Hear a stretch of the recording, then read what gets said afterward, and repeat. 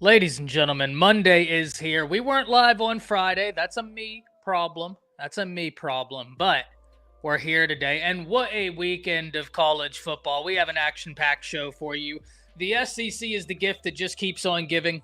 We need to talk Oklahoma. We need to talk Alabama. We need to talk Texas versus Vandy. Because Texas got the win. Good win by Texas. And it feels weird saying that. Why? Because this is a good Vandy team. If you let them get out ahead of you, it's not going to be easy climbing your way back in that game. I thought Texas did a good job to maintain their lead and put it away. That's not an easy game. We need to talk some A&M, some LSU, and of course, we need to talk Alabama as Alabama gets a big win. And I believe this could be a catalyst win for Alabama. We're going to unpack that. Shout out to everybody in the chat right now. We've got Ebony in here. Ebony, hope you are doing well. Hope you enjoyed your weekend. Janet in the house. Janet, as always, glad to see you. Steven saying, can college football be over? It just brings pain, and more pain. Unfortunately not, Steven. The best is yet to come. Unfortunately not. Anitra, thank you for being here. We have got Comanche Sooner saying Boomer Sooner and Roll Tide. Tony's in the house. Derek's in the house. Got a loaded group. Travel Panura is here. Ed is here. K-Spray is here. Goof is here. Jason is here. Christian saying, Coach Sean, my Huskers put up a fight against Ohio State. And Moonrocka. Happy to see you all. And Christian, my dad was a big-time Nebraska fan. I've always said my mom was the Alabama fan. My dad was the Nebraska fan. And so I sympathize with Husker fans. I have wanted Nebraska to be back for a while because I grew up right on a horse ranch where if we miss games on Saturday, we have VHS tapes of old Nebraska games. I've got Nebraska memorabilia out the wazoo because of my dad. So I have a lot of love for the Huskers. It's a team I've wanted to be good for a while. But I also have to introduce the panel. And these are familiar faces. Coach Sean, how you doing tonight? Doing good, man. Can't complain. Well, I could, but it won't matter. Nobody gives a damn, right? I don't care. Hey, man, we blessed and highly favored, man. You know what I'm saying? Just happy to be here back with my brothers talking about the game. Much love to everybody in the chat, man. All of you, I missed all of you. And roll tide to you all, man. Feel good. Love it. Love it. Coach Al, how you doing? Doing great, Ty. Thanks for having me on again. And Coach Sean, we do care. We do. Yeah, I appreciate you, Coach Al. I tell him every time. I would know care. we're a team. You know, yeah, bro. Facts, bro. Facts. Hey, that's what my grandma used to say. Boy, quit complaining. Nobody cares. Right? Hey, man, I appreciate you. Much love as always. Hey, Coach Al, you know that story of Nebraska, or not Nebraska. I just saw a comment from Ebony saying Nebraska got good try, but OH, hey, good on that Ohio State. No, good on that Ohio State defense. The pressure was on you. Dylan Raiola may be a true freshman, but I think he's a very high ceiling true freshman. I'm excited to see him continue to 100%. Grow. Matt Rule is an infectious coach from the perspective of everywhere he goes, if you give him time, you see results. I mean, he did it at Baylor. It looks like it's happening at Nebraska. Good on Ohio State's defense to go out there and put that game away. Good win. I don't even know if Nebraska was ranked. I can't quite remember, but it is a good win. Not all good wins have to be ranked wins. That's a good win. Right. So good for your Buckeyes. But Coach Al, have you ever heard that story about whenever Shaq confronted Kobe about passing the ball more? Yeah, I can't remember. Refresh my memory, Ty. So I'm gonna tell the edited version, right? So Shaq basically, and I'm not gonna be able to do this verbatim, but y'all are on a sport podcast. We'll get into the college football, but spare me. Kobe is playing, right? He's doing his thing. Shaq goes up to Kobe and says something to the effect of, "Hey, Kobe, you know you can pass the ball. There's no I in team." Kobe apparently looked at him and said, "Yeah, but there's an ME in that mother effer."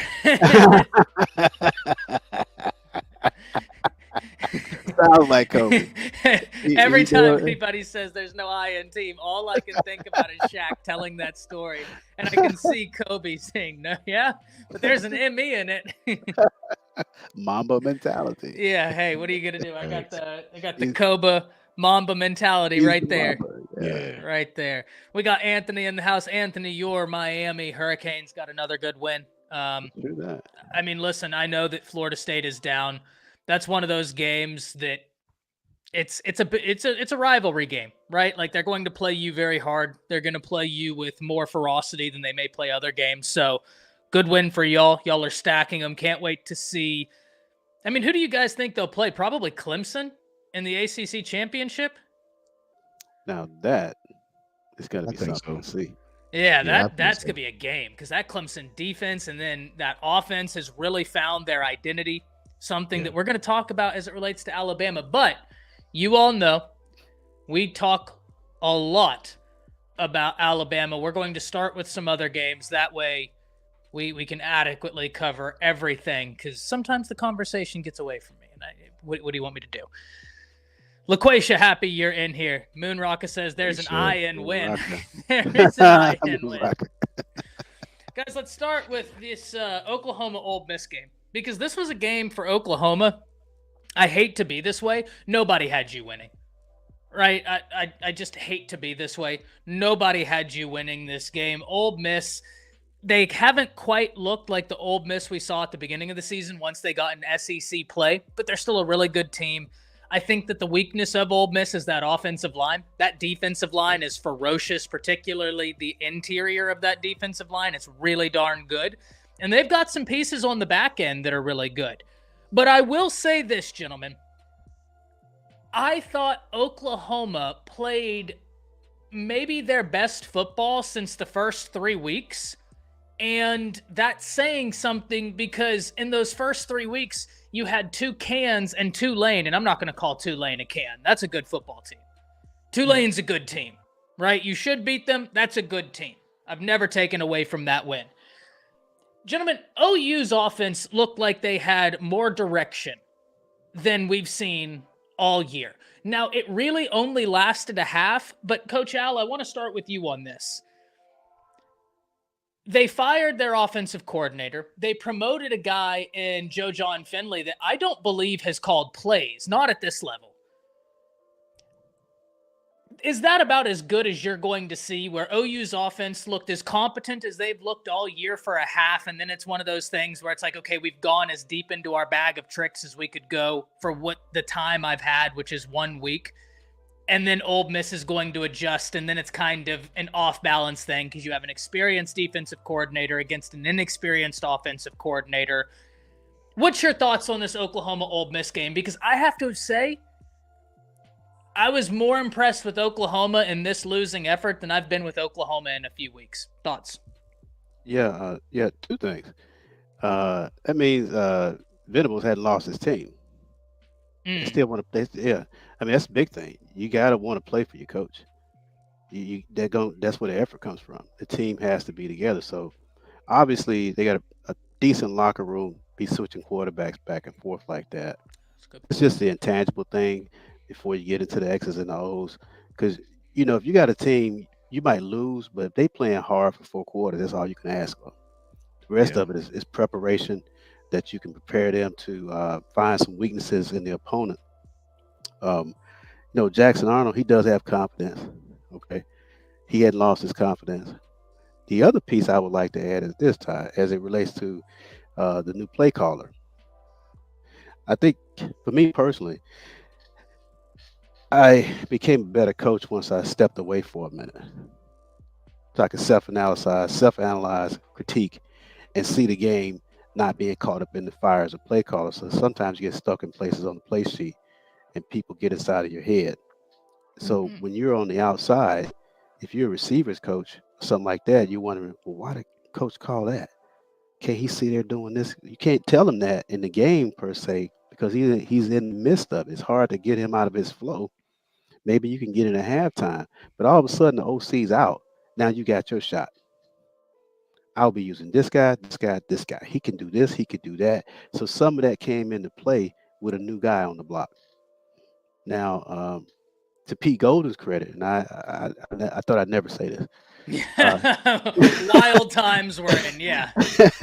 You know, OU's bad offensively, and we're praising Pete Golding. I did not have this on my man, bingo card in oxymoron. 2024. Man, it's a strange year, coach. It's a strange year, Ty. Strange year, coach. But one thing Nice. about Pete Golden, he's a very cerebral guy. Uh, he has experience. He coached under the best, so something had to rub off on him. And he could just apply those experiences. He's gone through a lot of wars, so I think they adjusted to the limitations of what OU surprised them with early on, and that's where the game kind of got away from them a little bit. That's just my take on it. I think they played really good as far as what we've seen in the past, some continuity within the offense, um, and those kinds of things. They have some limitations because of their restrictions on the offensive line, but that's really the Achilles heel.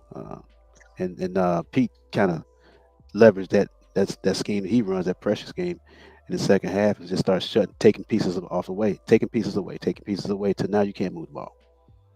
And that was the ball game, right there. Coach Sean, I have the same question for you, and just to give you a number to put on it, Coach Allen, I'm sure you already know. Ole Miss finished this game with 10 sacks. Yeah.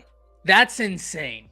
Stupid, man. Now, that's crazy. I believe during the game they were saying that this was Oklahoma. Boomer, please, Steven, please correct me. Comanche, correct me. I always would rather be corrected. That way we get the most accurate takes that we can. I don't mind being wrong.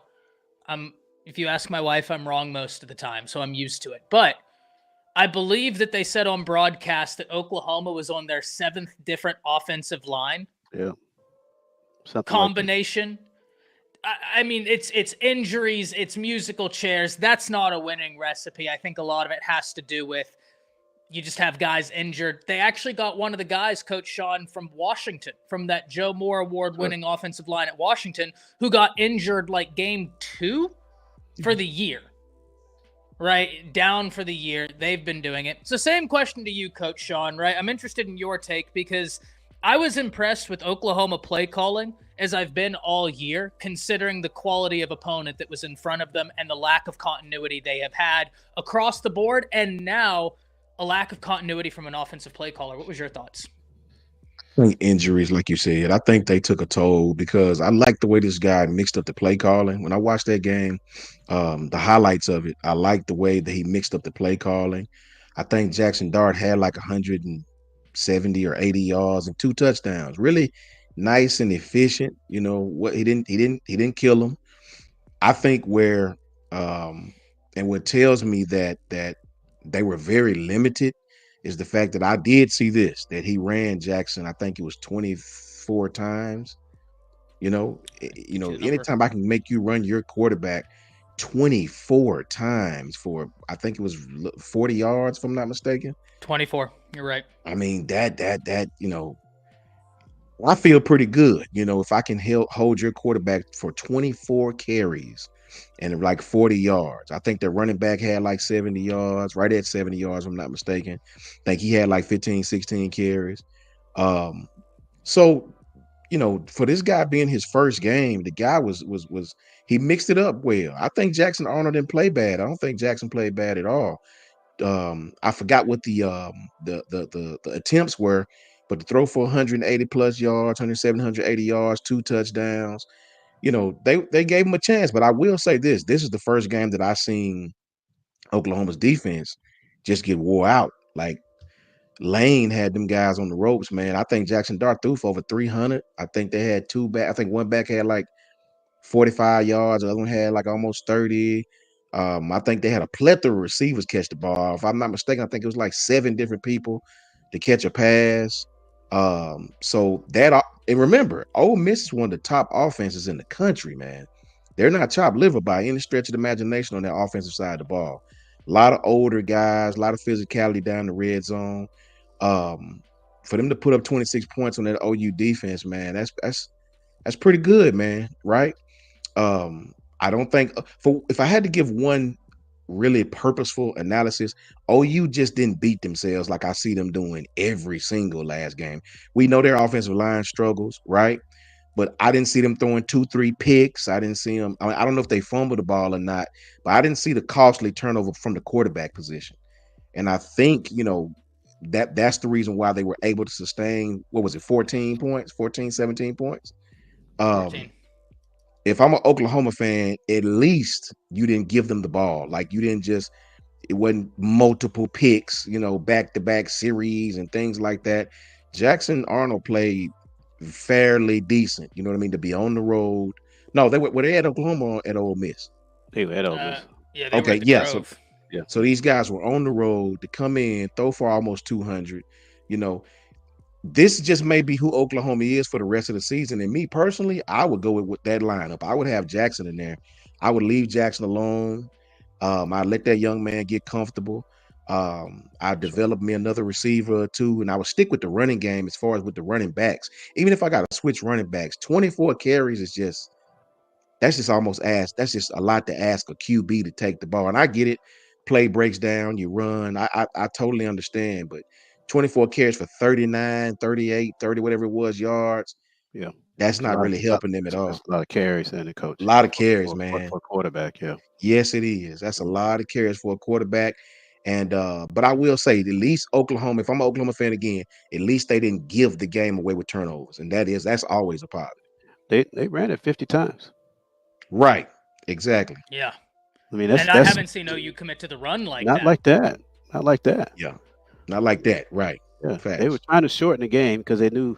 I mean, they just kind of knew they up front they just weren't cohesive, together enough to sustain against that defensive front.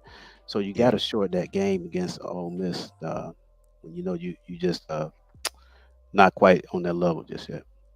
Yeah, I completely agree. Coach Sean, to give you, Boomer said they Ole Miss had 31 carries for 69 yards. So, I mean, listen, I've said this. I really like Henry Parrish and Ulysses Bentley. Like, I really think they're very talented backs. So I think OU's defense did good stifling that run. But Jackson did go off for over 300 yards. Yeah. And remember, it's not when I say they done well against OU's defense, I mean the play calling and when they threw the ball. Yes. They would catch OU in man and they would attack them, man. They was not afraid to attack them through the air at all. He may have, if I'm not mistaken, I think that he threw it close to 30 times. I believe he did, yeah. And shout out to Jackson Dart. He threw it 30 times, 22 completions, 311 yards, 1 touchdown. There were multiple throws we could really sit here, talk about, and try and unpack. But there was one in particular where the play broke down. Jackson Dart was rolling to his right. Great pursuit by the Oklahoma defense. And they were covering well on this play. Jackson threw it in a way where the receiver was kind of drifting to the right, and he threw it over his left shoulder, and the receiver just did this. Turn, yep. And I mean, Coach Al, I couldn't have walked the ball and handed the ball to the wide receiver any better than that. To do that on the run while a defender is mere feet to inches away from you in pursuit, bearing down on you, I saw that throw, and I sat there and went, whoa, that's a big boy throw. Yeah. That's a big boy throw. So Dart did really good. I think Dart played really good because this is a good OU defense. Yeah, Boomer, you know exactly the throw. It was a crazy throw. Crazy throw. But I do agree with both of you, gentlemen. If I'm an OU fan, I know what this season is. You're so injured, and now you have to figure out this new offensive play calling situation. Honestly, I'm encouraged by what I saw from OU on Saturday, knowing what the season is for y'all. But question, Ty. Go ahead, Coach. Do they stick with? Would you stick with Jackson Arnold? 100%. 100%, Coach. You too. I would definitely stick with him. Yeah. I love Hawkins too. Yeah. But I would have packaged Hawkins, man, just to change it up. Just like what happened in College Station, to change up. Yeah. He's a guy that you do nothing but give him experience, and you give Jackson a chance to sit on the sideline. Not Jackson, but Arnold. Michael. Yeah. Yeah, Arnold. Yeah, you give him a chance, Jackson, to look at the game. Step back for a minute. They sped you up. Step back for a minute. Don't let them get you out of your game, and then run the other guy there with a package. Change it up on the defense, give him a different look. Thanks. Run Jackson back in, but know that he's your guy. You got to keep him, his head in the game and on the team and committed to the program. You know, we're talking about building a program here. So Venables got to say, hey, do you want this guy to stick around or what, man? Okay. The players on the team in the locker room. I mean, is he our guy? Yeah. And to your point, Coach Al, this is something I do want to expand on. Because we're in a different age in college football. That's the truth of it. Facts. Right? The game that we knew, this is the damn, excuse my language, but the craziest part about it, the game we knew 3-4 years ago, that's not the game anymore. I mean, this landscape has changed tremendously in a short period of time. And I know Oklahoma fans this year doesn't look good. It's not good. I'm not going to sit here and sunshine pump you. I didn't think in the offseason, I did a show with Mike Sooner Legend. Shout out to Mike. Love that guy. Calls me maybe once a week, every week. We have about a 45, 50-minute conversation. Love that guy. Love talking to him. I did a show with he and Oni Kuno. And I was honest, and I said, I question a few things for Oklahoma. Your offensive line, though I know you have Bill Bedenbaugh, who's one of the best in the game. I mean, genuinely, the guy is a monster. But Coach Al, you and Coach Sean know this better than anybody. You can be an incredible offensive line coach, but when you have to replace every offensive lineman and then 3 of them get hurt and now you're doing musical chairs, I don't care how good you are. I don't. Right. And I think on top of that, I think they had some misses in the portal that just didn't pan out the way they thought. So I think it's the perfect storm. But I also didn't like the offensive coordinator hire, and I said that on that show. Yeah. But this is where I'm going with this point. Because we have a changing landscape, and I'm not going to sugarcoat it, this is a bad season for multitudes of reasons. You can't control the injuries, but unfortunately, injuries are a part of the game, 100% Boomer. 5 starting wide receivers are out. And the thing that doesn't get talked about, Kendall Dolby is hurt. And, oh boy, the other defensive back, I love this kid's game. Boomer, name me the other defensive back who's hurt. The one I've been very high on for a few years. Very talented. Unfortunately, just hasn't been able to put a season together healthy. But when he does play, real high ceiling, he's out as well. So it's not just like the injuries are relegated to the offense. They're everywhere. I mean, this team is beaten, battered. But Coach Al, you made a great point. And I don't want, thank you. Thank you so much, Curry. Gentry Williams, thank you so much. That kid's really talented. Really, really talented, guys. One of these days we'll have to go back. We'll find a game where he's healthy. We'll all watch it. Kid is really damn good. But it's just the injury bug, right? That's football. Coach Al, you said something that I think gets lost sometimes because we talk so much about like, oh, well, this team wants to attack you this way and this team wants to defend you this way. That's the majority of our conversations, but there's also a back end to this. And that back end is being able to have a team buy-in. And that's why I still feel strongly that Venables, you got to give him time because everything has gone wrong.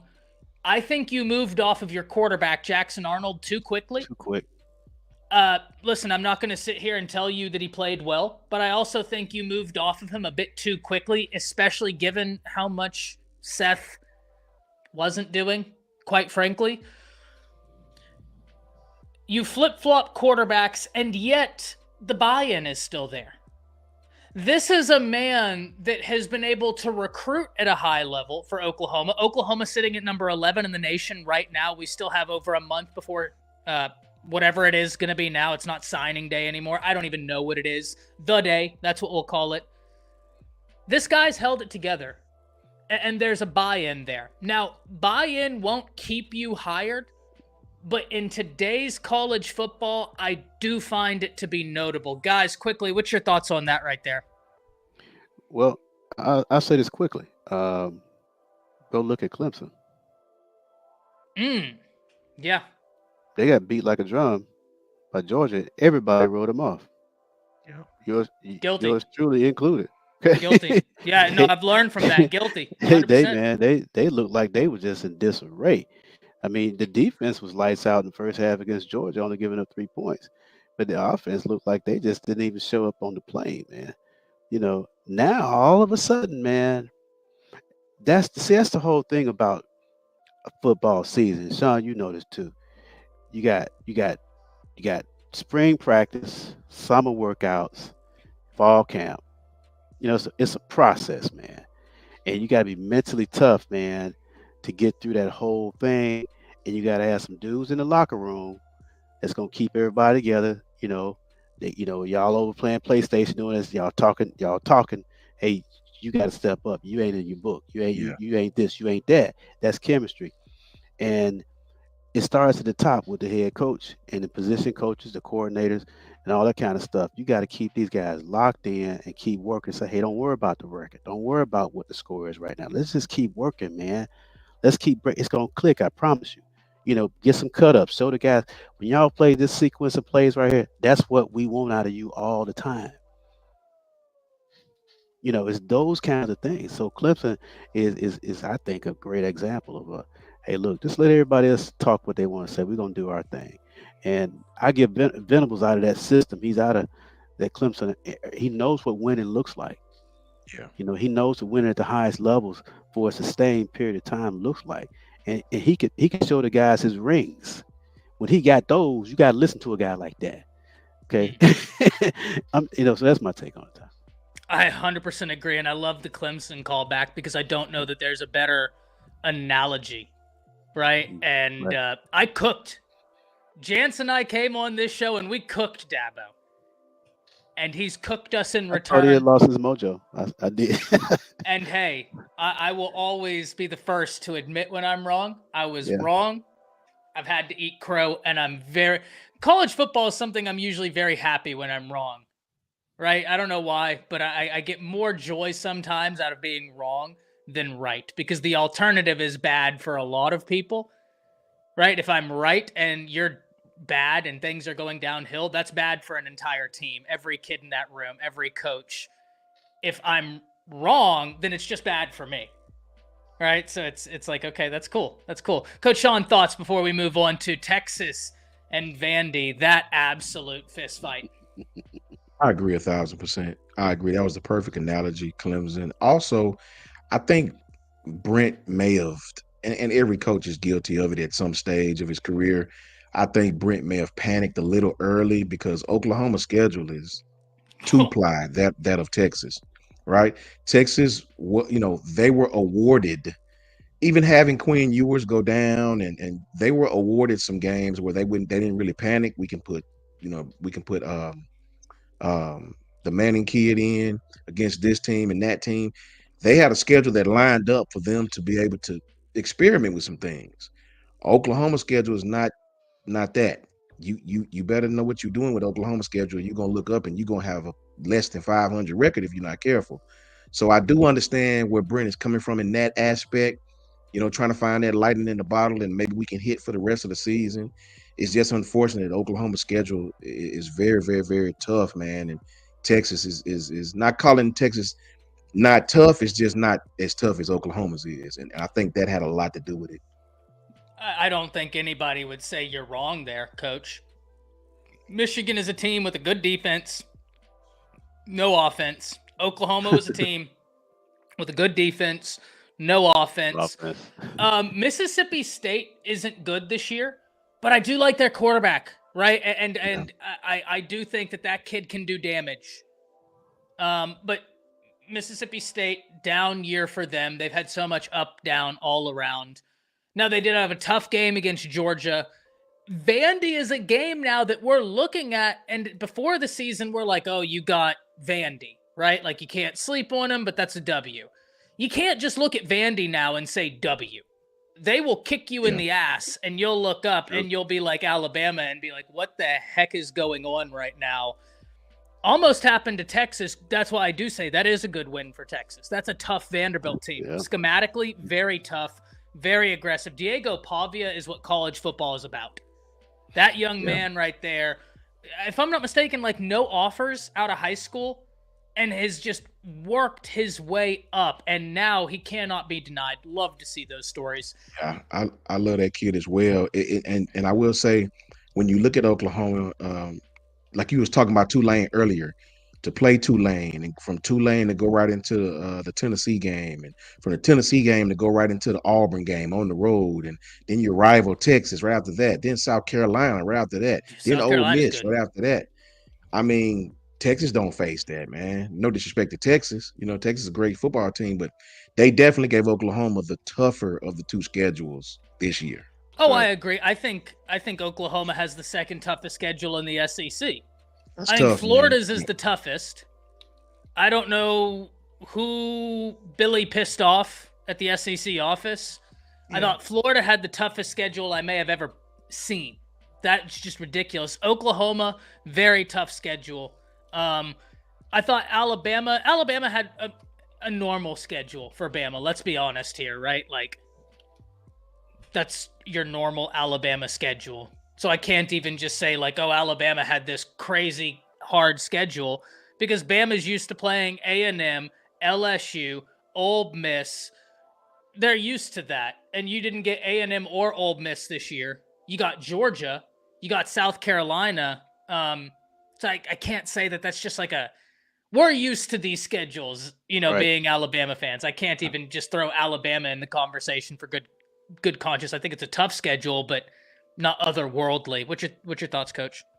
Really quickly, to go from Tennessee to Auburn to Texas to South Carolina to Ole Miss. Ole Miss. Look, man, that's normal protocol in this league, but I'm just saying when you compare that to Texas, even then that's a crazy stretch. Yeah, I think Sark was awarded some time to not worry. How can I put it? He was awarded a schedule that allowed him not to really worry about putting Eli Arch in. When you have that type of schedule right there, and especially a couple of those games on the road, that you're not really, especially when you're not sure who your quarterback is going to be. It kind of forces you to make a change a little bit quicker than you probably want to. 100%. And we've all, I think there have been years where Alabama had an easy beginning to the schedule, right? And was able to grow into it. And then there have been years where it's like, that one year they played number 2 Florida State, first game of the season. Y'all remember that? And I mean, granted, preseason rankings, they can be a disaster. And unfortunately for Florida State, their quarterback got hurt that year in that game, down for the year. Mm-hmm. So that kind of derailed their season. But we've all seen it like that. Alabama has had schedules very similar in theory to you have an easier stretch up front. But I'm not going to lie to you guys, and I know people will roll their eyes. Texas has obviously Oklahoma has a very tough stretch in front of them. Texas as well has a very tough stretch in front of them. I know people will roll their eyes, but they have Florida, they have Arkansas, they have Kentucky, and they have Texas A&M. Those are teams that just want to punch you. That's not a gimme schedule. I'm really excited to see Texas go through this slate. Florida, we all think that they're a bad team. They're not a bad team. They have an ungodly schedule. They're not a bad team. I think actually, guys, they're doing a lot better than I had them doing this year. Florida is. A lot better. So Texas, listen, you got some games in front of you, and I'm very excited to see how you attack. And I know only one of those teams is ranked in Texas A&M. I would put stock in all of those wins, because I don't think Florida's a bad team. I don't think Arkansas is a bad team. I don't think Kentucky is a bad team. And Texas A&M has proven to be a very good team. Gentlemen, before we move on to Texas Vandy, I do want to talk about this real fast. As SEC can get, I don't know, man. I don't know. Don't get me wrong, I think the early portion is, but Florida's not a terrible team. Arkansas with Green, he's so explosive. And then you have, what's the running back? Oh my God. Yeah. You've got some pieces on that Arkansas team, man. They're not a gimme game. They played Texas A&M very close. They beat Tennessee. I believe it's at Crawford, home. Right? Look at it, roster. No, it's at Fayette Nom. Yeah. Yeah, that's gonna be That's tough, man. They're gonna get up. That's I'm looking at it now, man. That's not a gimme game. Texas Yeah. lost last time they went there. Well, that's like Texas A&M. That's kind of a game to circle. Yeah. Like I said, Hacker, I completely get it. I know a lot of people will disagree with me there. That's just my opinion. That's not an easy stretch. I think those teams play.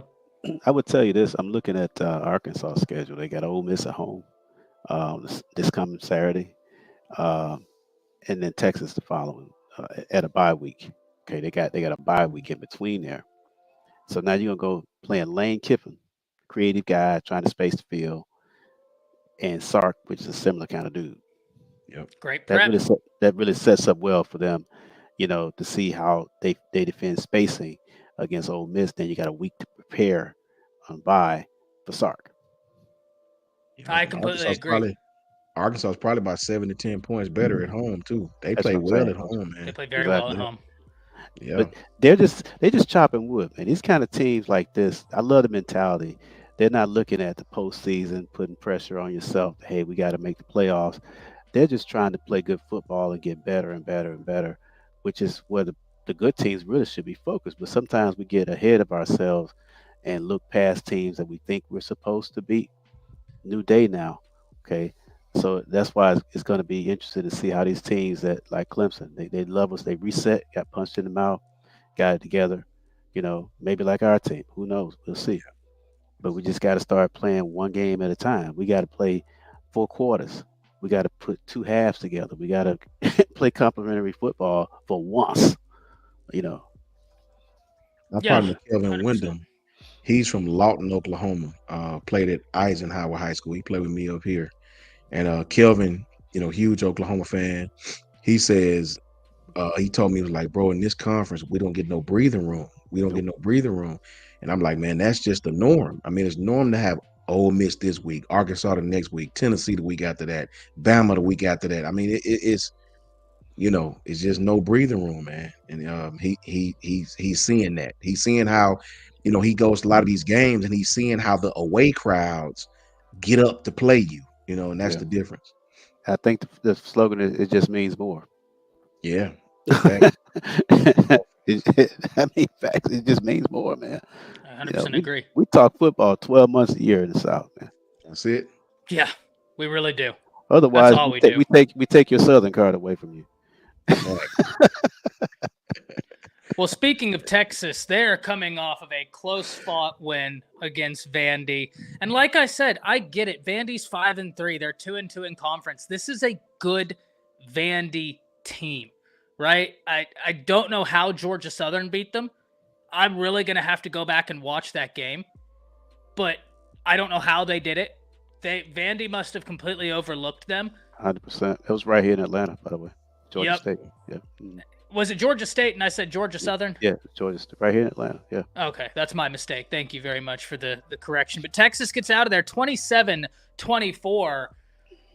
And what a game, gentlemen. Quinn Ewers, 27 of 37, 288 yards, 3 touchdowns, 2 interceptions. Diego Pavia, 16 of 29, 143 yards, 2 touchdowns, 2 interceptions. Diego Pavia was the leading rusher as well with 67 yards. DeAndre Moore Jr. for Texas, leading receiver with 97 yards. And Wisner, someone who I'm very excited for. I believe his father watches the SEC Connect and will comment as well. And very, very happy for Trey Wisner, to go out there and do that. But guys, what was your thoughts here? Because when we talked about this on Bleacher Report, what I told the Texas friends of the channel, Fanatics Perspective, Nino Sport Corner, great content creators. If you're ever wondering what's going on with the Longhorns, I cannot recommend those two enough. Them, Texas Homer. A lot of you Alabama fans actually know Texas Homer. And the reason I know you know Texas Homer is he would do the about 30-minute breakdowns the 2 years Alabama and Texas played. And I saw a lot of you in his comments showing love, saying, wow, I know you're a Texas channel, but what a great breakdown. You did your research. Homer and I were on the phone for a collective 9 hours breaking down those 2 games. So wow. we talked every different, like it was 4 hours at a time. Both years. Like we were on the phone for hours and hours and hours on end. Great content. So if you're ever wanting Texas content, can't recommend those guys enough. But I told Steven of Fanatics Perspective and Nino of Nino Sport Corner, hey, I have y'all winning. I don't think you're going to cover. This is a Vandy team that wants to fight, loves to fight. Like they're happiest when they're in a fight. But my main piece of advice to them, and obviously we have no bearing on this, but my main advice to them was don't get behind. Because if you play this option offense from behind, it's really difficult to claw your way back into this game. We move forward, and I think that was true, right? Like, if Texas had gotten down in this game, Vandy showed we're not letting up the fight. Because Vandy almost came back on Texas, and that's not how the offense is really built to operate.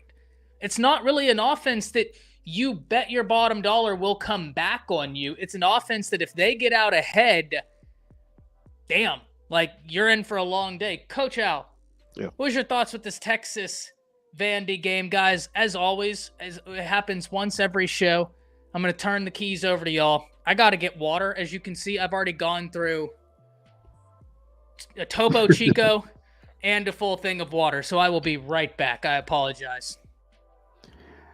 Yeah, I looked at the Vandy game with Texas, and Vandy's kind of who we see they are. They're not Vandy of 5 years ago. They have SEC type linemen up front on the offensive line, so they can definitely at the point of contact man up with you. And one of the things that's helped Vandy this year, typically in years past, what really hurts them is that they don't have depth. Talented depth. So usually they'll play you good in September, but you catch them in October, early November when they get worn down and everybody get a little nicked up. You can wear them out. You can wear them down quicker, and you wind up beating them, 42 to 13, because they just can't hang and sustain with you because they don't have the athletes. This year's Vandy, okay, they could do that.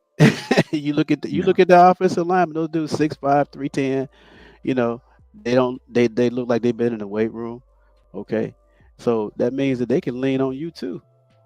They could start wearing on you, and now with that offense, they start messing with your eyes, getting you out of position, gashing you here and there, and you always, as a defense, you want to be coming down here being aggressive. They do a good job of getting you sideways and getting you standing up. They do a really good job of that. So they're not going to quit. That quarterback is a true playmaker. He knows that offense really well. So, no, if they don't get down 2 touchdowns, 3 touchdowns, they're in the game. And Texas found that out because they're at home. They're not going to quit because the mentality is changed in that locker room on both sides of the ball. So, no surprise to me that they didn't quit. No surprise to me that they had Ewers get 2 picks, at opportune times. And kept that defense somewhat on the heels a little bit. Those big guys inside just couldn't tee off because against a wing tee veer type of team, you can't get up the field too far, So that slows down the penetration. And if that's your scheme, your gap scheme penetration kind of team, your guys, they're not coached up to take 2 steps and look to the side or follow the guard. They're just not coached up that way. So that's my thoughts on the Coach Young. Yeah. Hey man, I couldn't agree more. I couldn't agree more, Coach Al. That is 100% correct. That's exactly what I was going to say. And I tell you this, I challenge anybody to go look at Diego Pavia's passing yards. I bet you, and I hadn't looked at him yet, but I'd be willing to bet this guy threw for maybe 160, 170, 150, 143, 16 for 29, 143 yards. Right. Think about that. This guy only threw for like 140 and still just about beat Texas. They still put up points, 24 points, 27, 24 points. Yeah, 24 and, points. And they outscored them in the second half. Yeah, and outscored them in the second half. So really think about that, the crux of that. That option, man, is very, very, very tough. These guys, they play it as sound as you want, right? They're very physical in the front. Mm-hmm. And Texas found that out. Texas found that out, man. I think when Coach Al said you can't penetrate upfield like that, you almost have to hesitate. You almost have to do different things, or the ball gonna be going right by you. You know what I mean? Yeah. Right. You got to be very, very, very fundamental with this option, man, because they catch you out of position, misdirection, the ball going the other way. And I tell you something else about this option. Your linebackers really have to take correct angles, or they'll overrun plays in this option. They'll overrun plays, and next thing you know, the ball will cut inside of you, and you off to the races. That's right. To me right now, with all respect to Dion, what he doing at Colorado with Mike Elko, and my man in Indiana, Clark Lee, to me is right there in the coach of the year 100%. conversation. Right there in it, man. 100%. Vandy, come on. One win. And remember, yeah. they playing Bama, they playing Texas, they playing, so Clark Lee is right there, straight up. And they got to play Tennessee. And got to play Tennessee. And Auburn, if I'm not mistaken, right? Like, isn't that next? Let's see who Vandy got. Yeah, they got Auburn. Oh my gosh, guys. Yeah, they got Auburn at Auburn. Auburn, South Carolina, LSU, Tennessee. That's their murderer's row, man. Gosh, that's tough. Think about that. They got to go to Baton Rouge too. They got to go to Baton Rouge. Okay, Jordan Hare and Baton Rouge. If they pull off, Coach Sean, to your point, if they pull off even one of those, that's insane. That's a hell of a slate. They'll be bowl eligible too. That's crazy. What, they got 5 wins now? They got 5 right now. 5-3. Yeah, 1 win. When have you guys known that schedule, man? When have you known Vanderbilt gets that schedule to be bowl eligible almost this early? I think they can beat Auburn. Yeah, I think so too. They got to play their game, and guess what? Pavia is going back to Auburn after last year. And he feared, you think that he didn't respect Bama? You think he didn't respect Texas? He damn sure doesn't respect Auburn. He's been living in their head rent for a year, man. Yes. Facts. Wow, what a schedule. Yeah, South Carolina's going to give them some problems because of that defensive front that South Carolina had. Those guys are no joke, man. They might have the best edge rush duo in the nation. The 91 on the interior. Yeah, and then the interiors. He's a Missouri got one guy. Yeah, Missouri's got some dudes on that defense. Yeah, they can rush that passer. 15 was a guy. Yeah, 15. That damn South Carolina defensive front. I knew going into that game, don't hold the ball long. I don't care who your offensive line is. That's right. Yeah. They are going to take. Pro Football Focus, I have such a love-hate relationship with Pro Football Focus College. It's cool to look at because they chart the passing charts for you and everything, so you can see where your quarterback was doing, where he was accurate at every level of the field, right? They create a grid, and it just gives you nice statistical analysis. But riddle me this, gentlemen. Pro Football Focus was like, oh, LSU's offensive line gave up no sacks against South Carolina, and I was like, excuse me? I watched those cats sack Nuss. Now, apparently the nuance is if you bring more, then the offensive line can block. If you blitz, they don't count it against the offensive line on Pro Football Focus because of the number outliers. So that's probably it. But that South Carolina defensive front is as good as anybody in the nation. And I think the good Lord above that Dylan Stewart wasn't in year 2.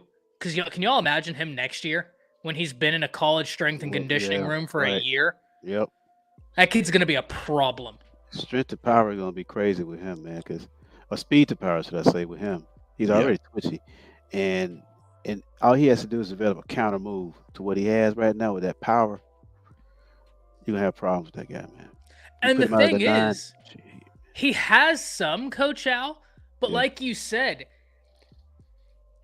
obviously these percentages are going to be wildly wrong. So, but it's the theory of it. It's 90%, 95% power, but he has shown I don't know if you saw this rep, Coach Al, early in the season.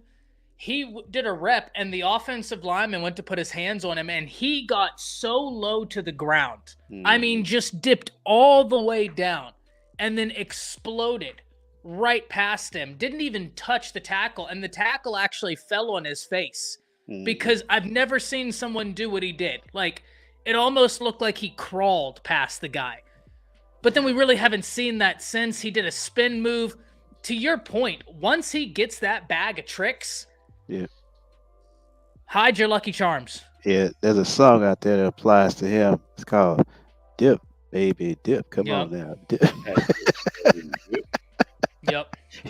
He can bend. Everybody can't do that. No. No. Guys that can do that are special and carry that with speed too. Oh yeah. Eric D says, I got South Carolina beating Texas A&M. What do y'all think? I think it's possible. I think A&M's a good team, but that's the way South Carolina can derail everything you want to do with their front means to me they have a chance in every game. Like, that defensive front is phenomenal. Texas A&M's got a really good defense as well. I said this all offseason. Coach Sean, you know this. Coach Al, you probably heard me say it. I know Hacker, you heard me say it. Lance, you heard me say it. Mike, Eric, Steven, Boomer.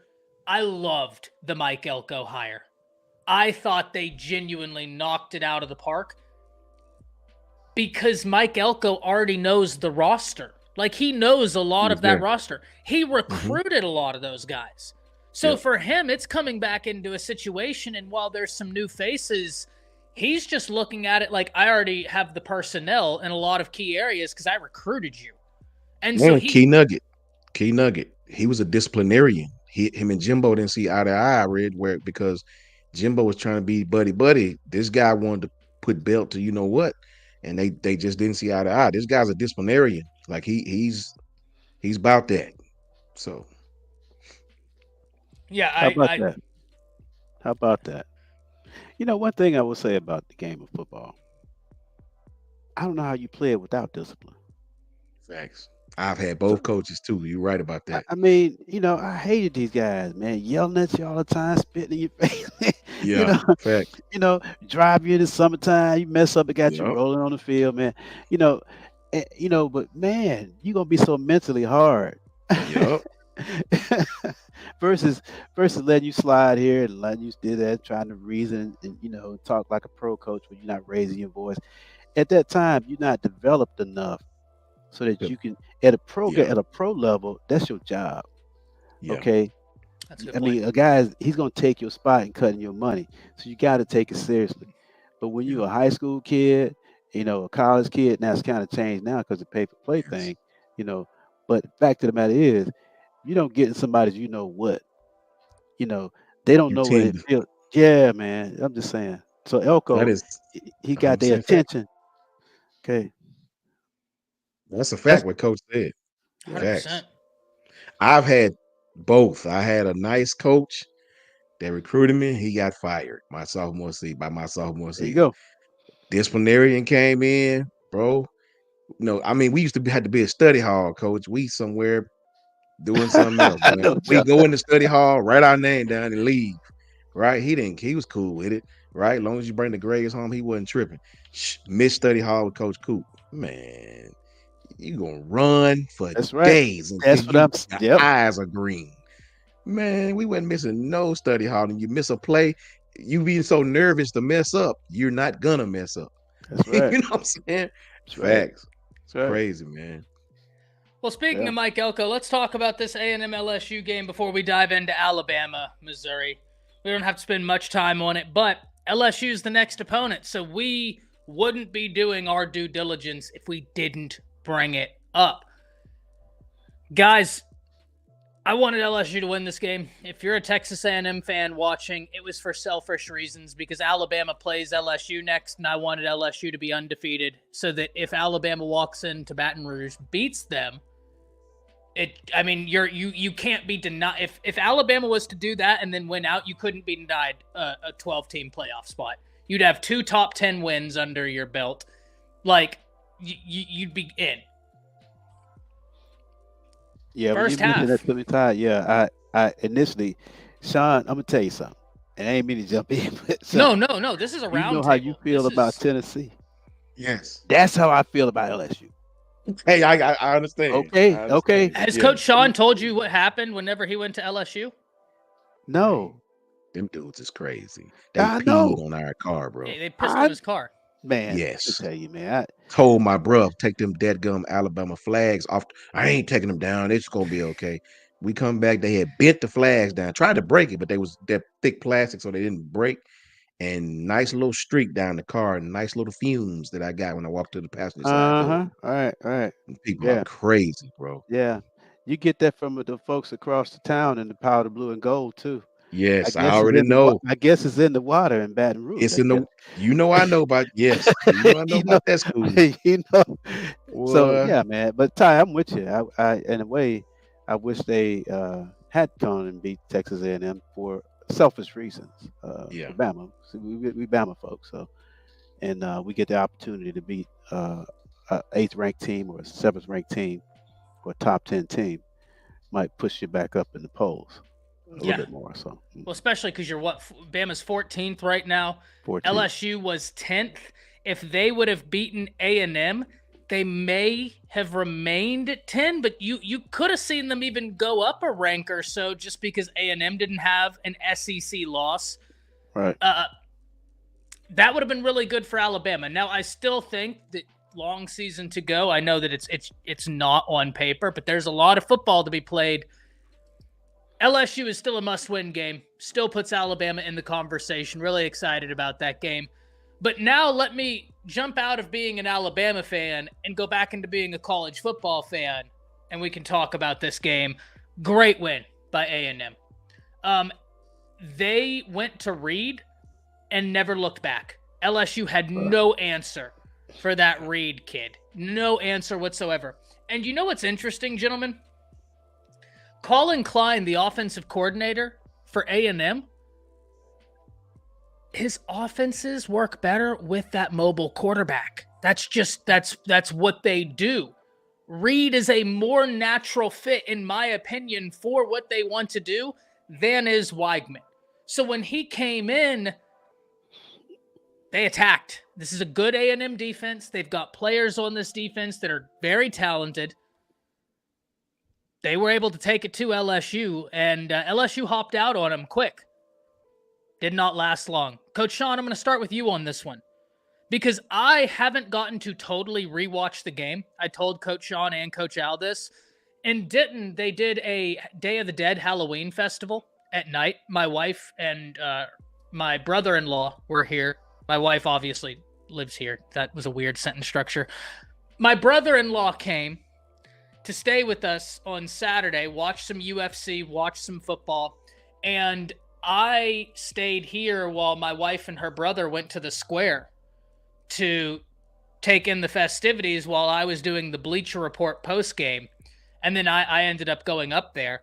Well, as I was watching the game on my phone, we're walking around, and I noticed this great tattoo shop here in Denton. They were doing a promo because it's Halloween, Day of the Dead, where you could walk in and get like a steal on a tattoo. Well, I think for those of you that know me, I couldn't pass up. So I walked right on in there, and we got some more work done. And I was watching a bit on my phone, but I've told these guys I haven't gotten to see it all yet. I'm very interested in getting my hands on the All-22. But I did keep up with the flow of the game, right? So, Coach Sean, talk to me about this game. Good win for A&M, man. I'm really happy for Mike Elko. I really like Mike Elko. I'll say this, and I might be the only person to tell you guys this, but it's just what I see. My eyes may have lied to me, but I like Garrett Nussmeier better than I like Georgia's quarterback. I just do. I don't disagree with you. I'll say this. Now, they had him do a little too much in this game. I think he two, 3 picks, right? They had 0 running game, if I remember. They have no. They absolutely could not run the ball. I don't know the stats, but they could. I remember just from my eyes, they could not run the ball against Texas A&M. So they put a lot on this quarterback's shoulders, man. This guy had to throw the ball 40 times, 35, 40 times, had to, right? Every time you look, it was passy. And Texas A&M knew it. passy. But the dude threw for like, I don't know how many yards he threw for, but it was a hell of a lot. 405, 2 touchdowns, 3 interceptions, only a 50% completion percentage. To Only your 50%. Point, yeah. 25 of 50. They had him throw 50 times. 50 times, man. Some of the throws I seen him throw against, I think was it Ole Miss? Man, a seam route. This dude, I like his intermediate game better than I like Georgia's quarterback. Garrett Nussmeier, to me, Man, listen, that dude, if you let him get hot, he one of those quarterbacks have to get in the rhythm early. If you let that guy get in the rhythm, he'll eat you alive, brother. Even with coverage. I mean, he's a gunslinger, right? He's that guy that'll throw you 3 or 4 picks and get you beat. Or if you let him get hot, he'll throw for 550 on you. He kind of remind me of Joe Burrow in that, right? At his college stage. Um, I think Garrett Nussmeier is a very dangerous quarterback. It's just LSU, they sort of fall out of character of who they are, and they'll abandon their run game. If you stop their run game, they'll completely. I've seen them do that for 3 games. They'll abandon their run game and they just go passy. They'll start chunking that thing all over the yard, right? Um, it's just a dangerous team, man. It's a dangerous team if you don't get them in 3rd and long a lot on the road. With us being on the road, you can't let these people have 3rd and 4, 3rd and 3. You know, very very dangerous team if you let them control the sticks. Um, you let him get in the rhythm early. Garrett can throw that thing, man. I like him in the intermediate stage better than I like Georgia's quarterback. I know Carson is a talented guy, but I like those gunslingers. I like those kids that'll get up there and sling that thing like CJ Stroud used to throw that thing, man. And Garrett tough. He tough, man. I seen him take some hellacious licks and get up like he okay. So I think it's going to be a very tough game against LSU. With Texas A&M was able to run the ball on these guys. I don't know the stats, but I remember it was several different running backs able to break off good runs against these guys, even in a loaded box. So I think LSU, you can run the ball on these guys. Texas A&M had some success running the ball, but you got to give the credit to Texas A&M. That crowd was absolutely outstanding. That crowd was behind them. They fed off the energy of that crowd. I think LSU got a little too pass happy and sort of lost their identity. And those turnovers killed them. Coach Al.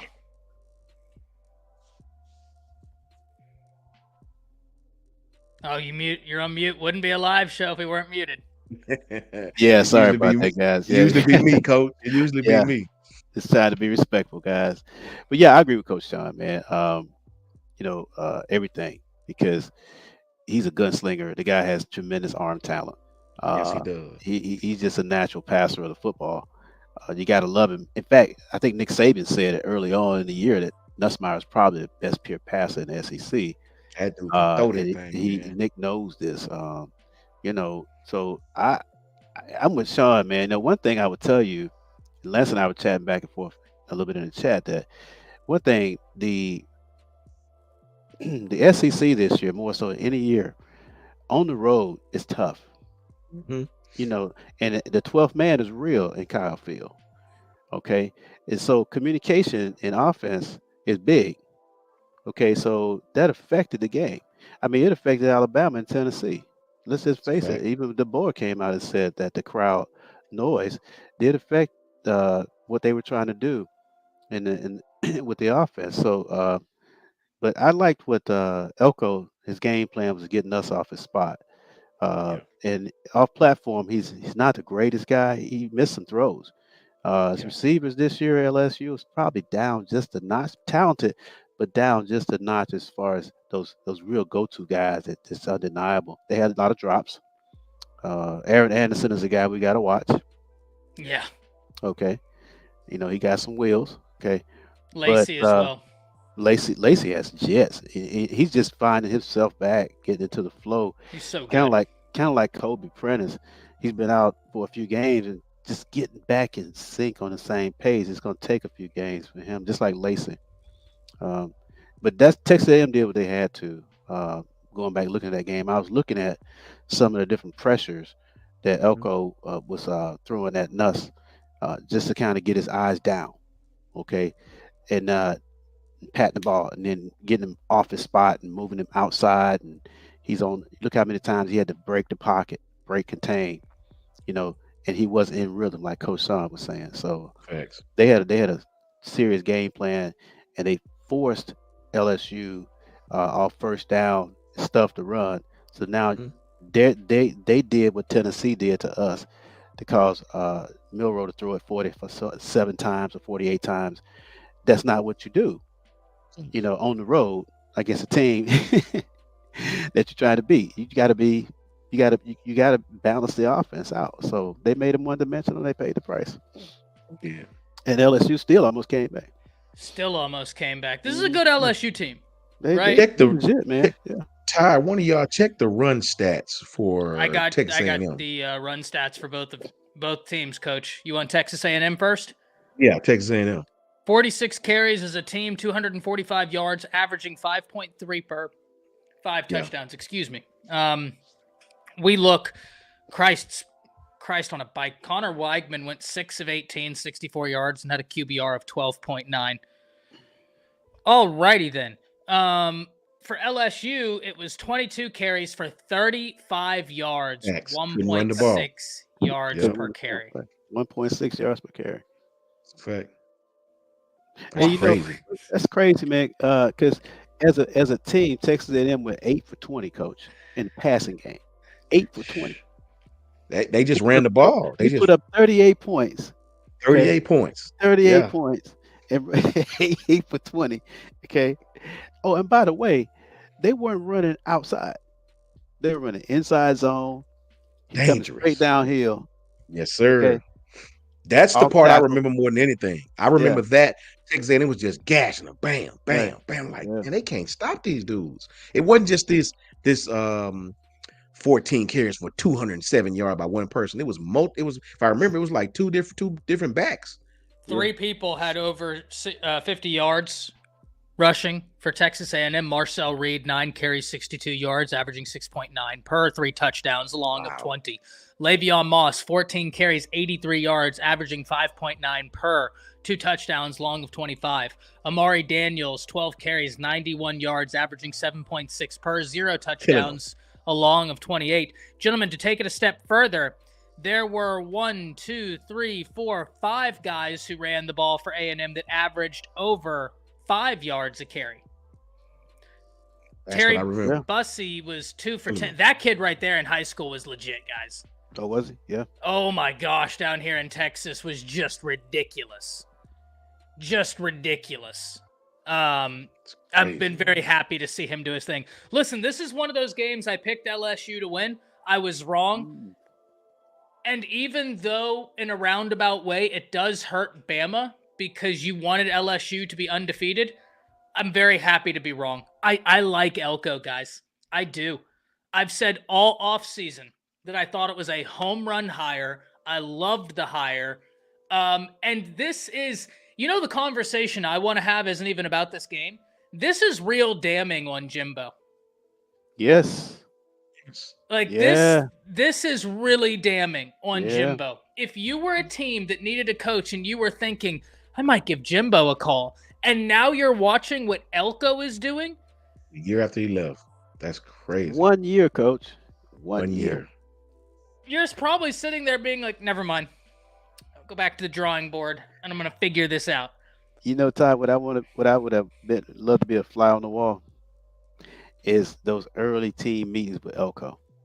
Yeah. He came in and laid the law down. Okay. That's a fact. He came in, obviously. He did, Coach. He beat A. Oh, yeah. Oh, yeah. A defensive guy like that. Yeah. A defensive coordinator. He's a big dude, too, man. Yeah. I was reading their headlines. Sal Sunseri, kind of believe. Right? Sal, please, Darius, please, I beg of you, hire Jimbo. Please. You guys already throw interceptions like you're on Oprah. You get a pick. You get a pick. Please hire Jimbo. This is the craziest part about the Jimbo time at A&M. Jimbo's known for offense. Every year he was there, I think except one, the defense was far better than the offense. And I've said this before. There have been years where Alabama's offense is better than the defense. That's fine. Because they had a top 5 offense and the defense was like 15th in the nation. Cool. You still have a top 20 unit on both sides of the ball. I know Nick is a defensive guy, But whenever both of your sides of the ball are excelling top 15 in the nation, I don't care if you're an offensive guy and your defense is number 1 and your offense is 15th or vice versa. You still have a top unit. Theirs would be their offense was like 109th in the nation and the defense was like 27th. And I'm sitting here going, you're supposed to be an offensive guru. This is damning. Think what the narrative... Nick Saban lost those 2 games in the year. Paul Feinbaum said that his legacy was tarnished for losing 2 games. What would the narrative been if Alabama's offense was 20th in the nation and the defense was like 109th? They'd have killed him. The national media would have killed Nick Saban. Not a peep on Jimbo.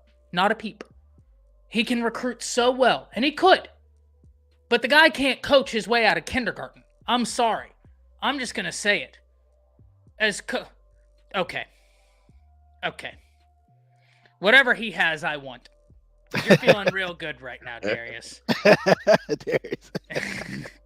Respectfully. Coach Carl, man. Get better, Coach Carl. Get better, Coach Carl. Yep. Get well, yeah, buddy. that flu's going around. Hey, everybody, watch out for that flu. Watch out. Apparently, there's this pneumonia going around. Both my little niece and my brother caught it. So watch out for that because I've had pneumonia a lot. It's not something you want. Y'all be healthy out there. Hope you get better, That's Coach right. Carl. Flu will break you down, brother. Yeah. Oh, don't look now. Don't look now, guys. But Texas A&M is, 2 games ahead of us? They're 2 undefeated games. in the SEC play, right? Undefeated. So they have the inside track to the SEC championship right now in our entire conference, right? Yep. Even over Georgia. These guys are undefeated in SEC play. They would have to lose twice for us to even be tied with them. Yep. So and man. Eric makes a good point here. He says, I'm sorry, Ty, I don't want LSU to be undefeated. We need them to have the 1 loss because now if Bama wins, we have the tiebreaker. Yeah. Yeah, that's not a bad point, Eric. That's a good point. That's a very good point. Des Ricks is balling. Des Ricks is He balling. is that. He's one balling. of the few transfers that are, Coach. Yes. Happy The rest for of him. them, we're not hearing about them. We're That's not a even hearing fact. that much about Bonds. I mean, Right. every now and then he'll make a splash play, but I mean, look at the other guy who went to Texas with him. We Well, don't hear anything about him. honestly, and I know people are gonna say I'm hating when I say this. I think that Texas brought in Bond, and he even took his game to another level, right? Like his route running is better since he's gotten to Texas. I hate to be that guy, but Coach Wiggins, right? Like I think that there were a lot of questions being asked. I defended you for a long time. I watched Bond run better routes at Texas than I saw him run at Bama. And I'm not gonna lie, I wouldn't trade Coach Shepard for anybody in the nation at wide receiver coach. Nobody. I saw that boy Des Ricks playing man. He was all over it. I didn't know that boy was that tall. That boy got to be 6'2", maybe. He got recovery speed too, Coach. He can get out of I didn't realize he position. was that tall. Yeah. No, you're 100% right about this, Darius. Just imagine a secondary of Caleb Downs, Malachi Moore, Des Ricks, Damani Jackson, and Trey Amos. Wow. You wouldn't throw the ball.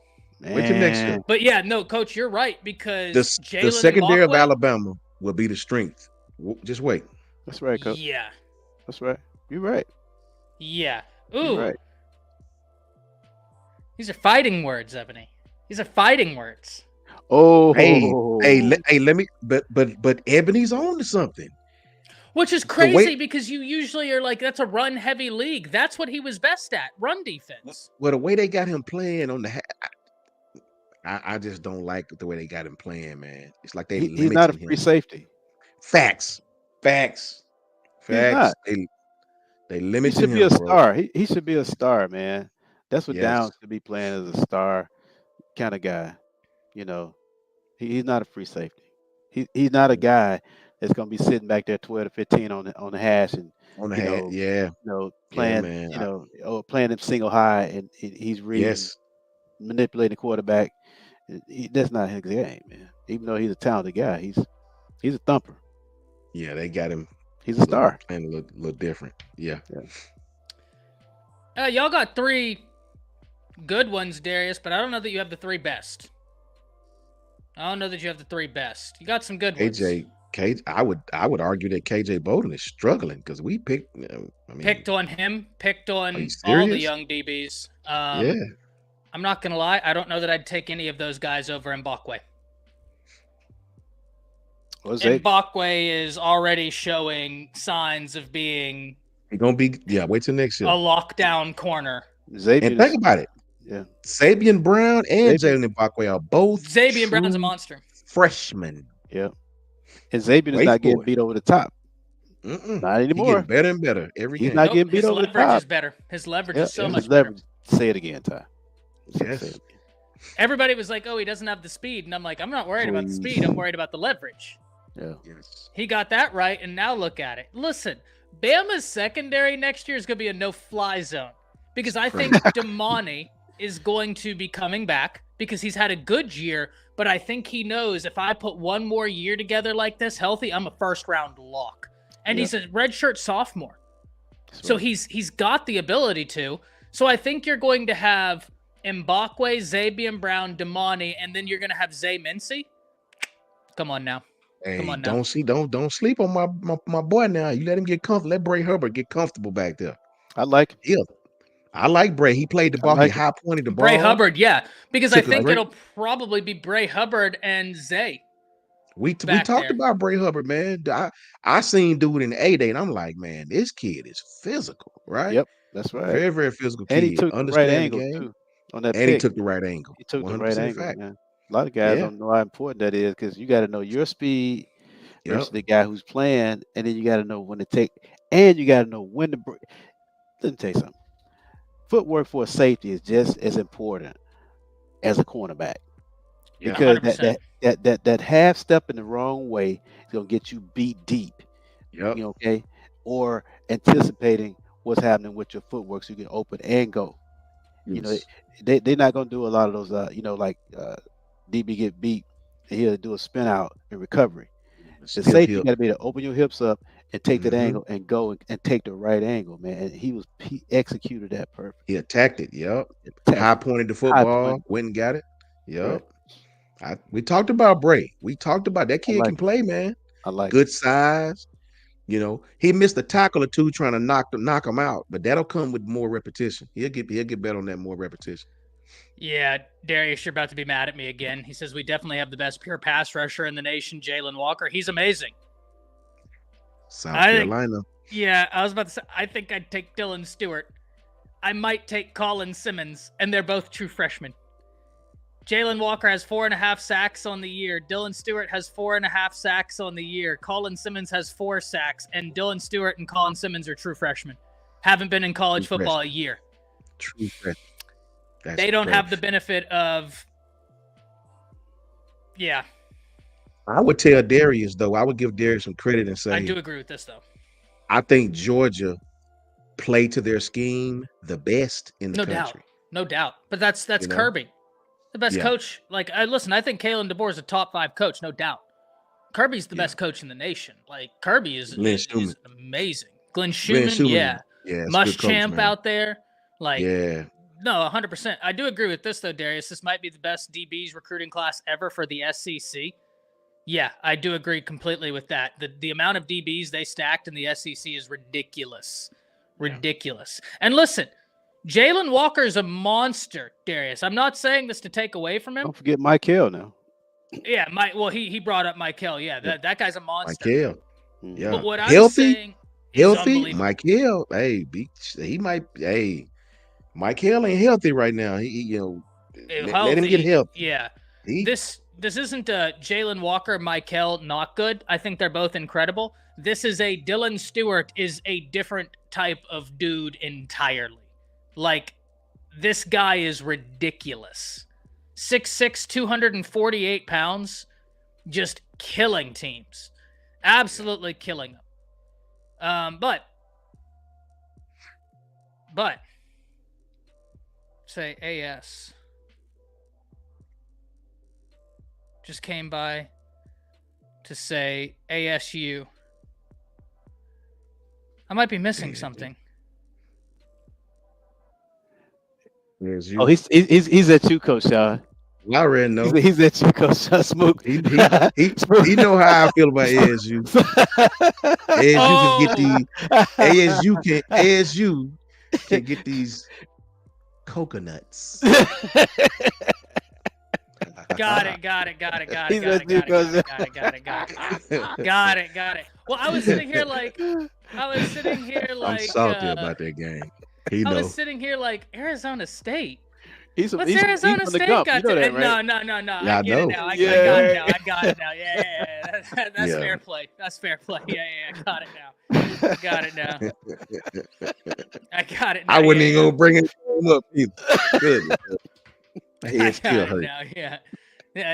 That's yeah. Oh, head still moist. Yeah, I'm sure. Yeah. Well, gentlemen, had a shot at the end. What I was gonna say is, I don't mean this as a down to Bonds, because I think Bond is an incredible wide receiver. I think the best wide receiver on Texas is a true freshman. I think it's Ryan Wingo. Yeah, the stats back it up. They got another one coming too. Yeah, they do, don't they? Oh my gosh, they got a few coming. Jamie French is in that class. Khalil Lockett is in that class. Top dude, the the boy. Oregon, though. What's the one that used to be committed to Bama to Coach Saban left? French.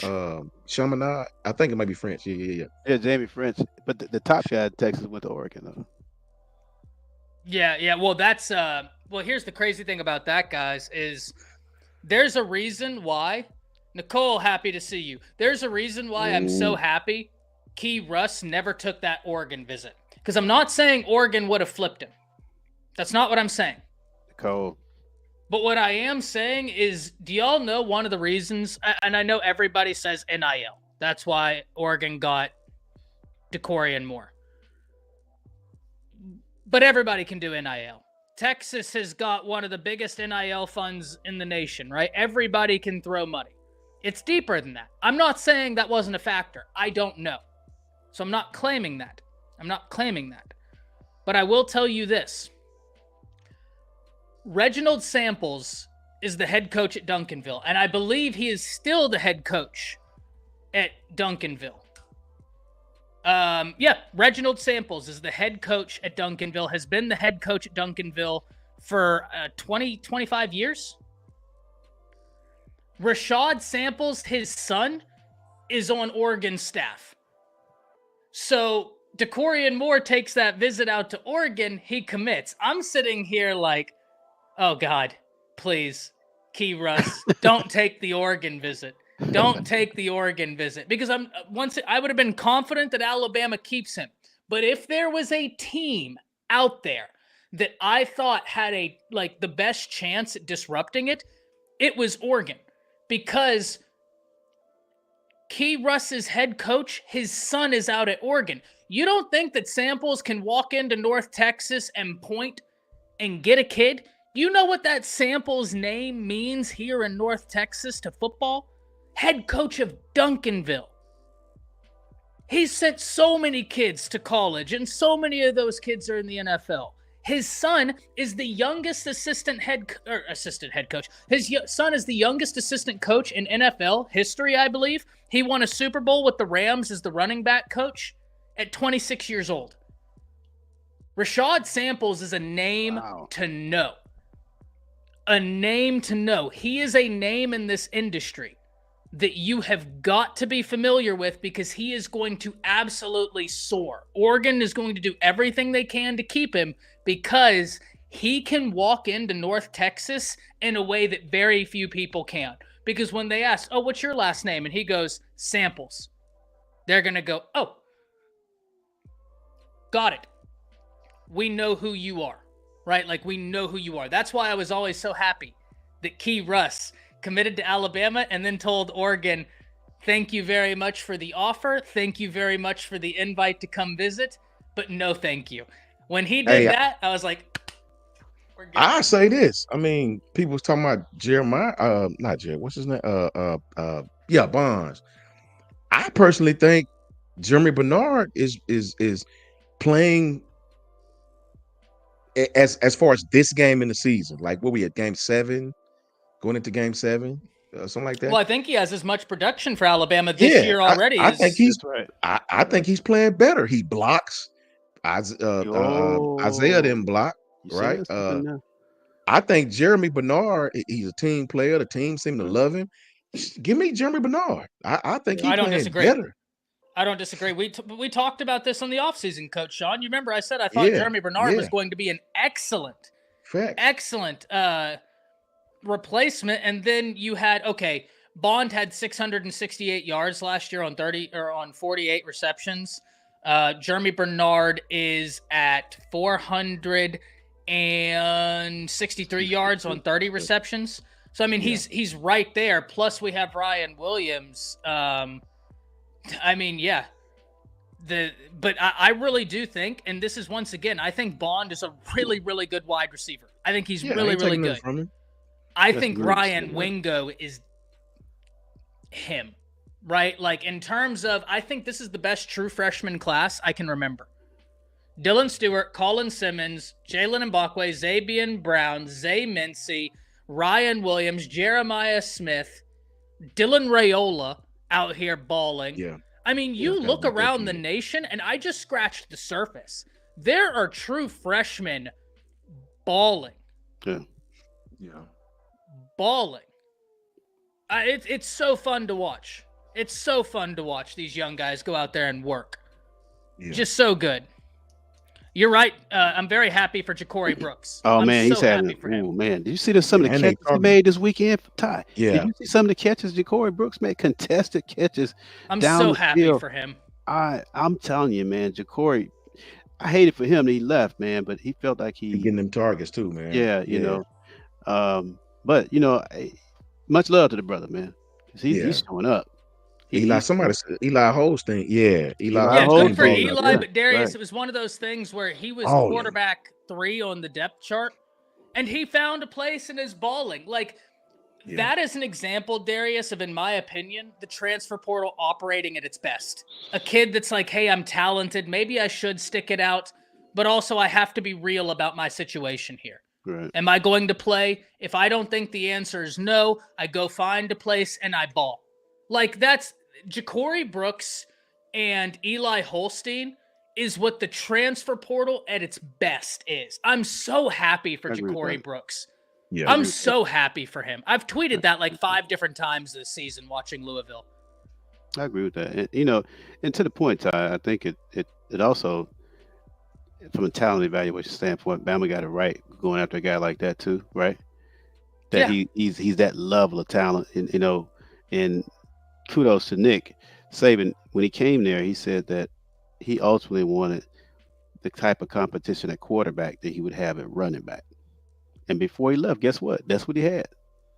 He had guys that could actually compete for a starting spot, but it's only one football. So they all 3 can't play. You know, but they could push each other to be better.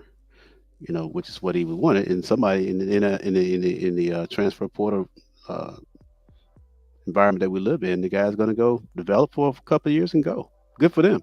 Good for them. That's why they're competing to be a college athlete, to probably go to the next level. Go develop, go play if you get a chance. Not hating on that at all. No, look, this is where the transfer portal is at its best, and I'm very happy for all of the guys that Eli Ricks have gone out there and done their thing. Your mic's off, I think, Coach. Not me this time. You gotta let me say something. Ebony, my Steelers are about to do some ungodly things to the Giants. Here we go. In just a little while. 14 minutes. And then we coming for them bungles, them brownies. You understand what I'm saying? How about them Steelers, Nicole? Thank you, Nicole. Here we go. Here we go. Nicole. Here we go. Knew I liked you, Nicole. Here we go. That's the only thing good about that black and yellow, the Steelers. It's the only thing good about it. Coach, you know I have some words on that. Facts. Ebony happy because they finally got a win. They the Cleveland Come on, Ebony. Come on. Bungles. Hey, Dwight. Steelers better worry about them Ravens. My Ravens better mom's a worry about Ravens fan. them Bungles who beat their ass the other night. They need to worry about them. My mom's You know what I she's mean? up there in Virginia, and she's never really been a Commanders fan, right? All my other family in Virginia, well, no, not really. It's split, right? Because they're up there, and part of my family in Northern Virginia, some of them, but it's either Commanders or Ravens, and my mom, diehard Ravens fan. So Ravens about it. I won't tell her, Coach Sean, that you're a Steelers fan, right? Yeah. We'll keep that on the down low. Let's do it. We'll keep that on the down low. Corey says Alabama's number one in recruiting, 100%. This staff can recruit very well. And Corey, this proves. Sometimes I'm just dumb as a box of rocks and can't even say a sentence. But this proves, without a shadow of a doubt, that being able to build relationships is still paramount in college football. It still matters, and this staff builds relationships really, really well. But speaking of this staff, speaking of the game, guys, it's that time. We got to talk about Alabama. Guys, I'm going to go ahead and I'm going to tell y'all the truth about Alabama in this game. You want to know the beauty about a win like this? It's that you can start slow offensively. I thought that the defense handled business. I thought the past 2 weeks, Alabama's defense has answered the call in a manner that they're settled in. They're getting the new scheme now. And I think a lot of people need to remember it's a total scheme change, both sides of the ball. They're settled in. I think they're playing really well. But Alabama's offense started a little slow. But to me, it's not how you start. It's how you finish. And I think that the beautiful thing in a game like this is that Alabama gets the win. They get a shutout. But after they exit the game, they can look at the film and say, okay, we can feel good about a win, take it into the bye week, but there's a lot we can learn in a game like this. There's a lot we can improve on. I think that we talk a lot about learning from losses, and I certainly think that's true. In life, you learn from your failures. But gentlemen, I think that sometimes learning from a win can be more impactful, and let me unpack that. That fourth down stand for Alabama, where they had the second and third string guys in, and you could tell those guys are still in the learning phase, right? Still in the learning phase. I think that Missouri got 80-something of their 160 rushing yards on that drive. So you take that out. Alabama absolutely handled this Missouri offense. When they put the 2s and 3s in, Missouri rushes it 80 yards downfield, gets into 4th and goal. Bama makes a statement. They didn't have to do what they did, guys. They didn't have to do what they did, as my camera has failed me. But Alabama wanted to prove that I don't care if we win this game 34-7. We're not letting you score. We're going to do everything in our power to not let you score. To me, the reason that's so impactful is because, gentlemen, what would it have changed if Missouri would have scored that 4th down? Nothing. Bama still would have kicked their ass, quite frankly. Like, they still would have kicked their ass all game, and Missouri could have walked out of the game and said, oh, we scored on Alabama's second and third string. Cool. But that's not what Alabama did. The starters were rearing to get back in the game. They let some of them back in. Alabama stonewalls them on 4th down, not allowing them to score. I bring you that long soliloquy, guys, because I think in a game like this, we talk about learning from losses, but I think when you can learn from a win like this, where your defense is already playing well, where they make a conscientious decision to say, no, we will not let you have this touchdown. We will play to our standard.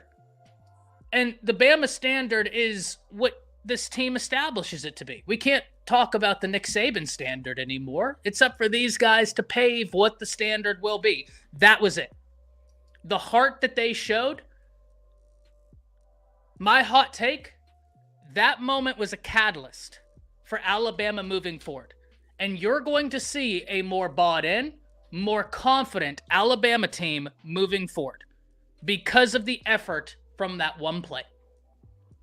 I think learning from a game whenever you found yourself, that's power. Coach Al, I'll start with you. Thoughts on this Alabama game? Because in the first half, started slow on offense, but then Milroe got it going. The offense got it going. The running game got going. And like I said, that defense, I can't say enough about it. The stats are a little misleading because those 80 yards came up against the second, third string guys whenever Alabama was already subbing out. And Mizzou was still having their starters in. And I don't care that Nasty Nate was out. They got good running backs on that team. Marcus Carroll is a dog. Roberts is a dog. Like, they got dudes on that team. Talk to me, Coach Al, because I really think this was a catalyst moment. Yeah, I'm with you, Ty. I'm always one big for, looking between the lines and feeling the game. We talk about that all the time. But it's team. If you looked at the sideline when they made that goal, everybody was lit. I mean, that's togetherness. That's why, it's an attitude. Stopping the run is an attitude. We're not going to let you score. That's an attitude. And if you've gone to any football game over the years, I don't care if it's Alabama, whoever, I don't care if it's Pee Wee ball, if you stop somebody on the goal line and they can't get in, everybody's going nuts on the sideline. This team needed something to bring them together, to come to closure on all these near misses. Now, to some finer points on the game. The run that Justice Haynes made, go back and look at it. And I think we were chatting during the game, and I've been yelling to the top of my voice. We got to change up the blocking schemes a little bit with these long pin and pulls, because if we're going to do that, we need to base it on the edge 5 technique. You can't let CJ's at a 7, the guy's at a 5. And CJ's trying to come down to base the guy or wash him. So when they see the guard pull out, he's firing. See, that's a long block for CJ to make. So you got to change that up. But and Coach Sean been talking about this whole time. When Justice made that, you look at the block, there was duos up front the whole time. And Parker Brewster was uncovered. So he climbed to the next level and got the weak side backer and cut him off. That was a gap right there. So when Justice took that safety on, because at this level, somebody's going to come free. The running back got to make that first guy miss, the free runner. Justice trucked him, and it was to the house because Parker Brewster climbed to the next level and got that weak side backer. But if you look at the blocking scheme up front, it was double teams all the way across the front. It wasn't pin and pull. It wasn't inside zone. It was duo up front. And last year, when Tommy Reese finally got it, that's what he was calling most of the time. Duos and stuff like that, because we couldn't stretch it to the outside. We just couldn't, so we felt there was a lot to get out of this game from the final points of it. Even the when we get empty and we run the mirror rolls on the power, everybody's seen that. They got film on it. We can't block it the same way. Yep. We can't block it the same way. We cannot take and pull a guy and get a defensive end coming down on CJ to have CJ, but you need to let the tackle. You need to tackle base that 5 technique and change up the pulling scheme, that kind of thing, and let CJ arc and get to the next level if you run it to his side, or if you got Robbie Oops and CJ to that side, okay, you let the inside guy to tackle, double take and hold the edge on that guy, let the outside guy arc and then pull the guy around. He's the second puller, so he's a wrapper. I mean, he's the puller, and CJ be the puller on the arc, and the inside guy, the guard, be the wrapper. So it's power, it's that. It's buck sweep. So it worked.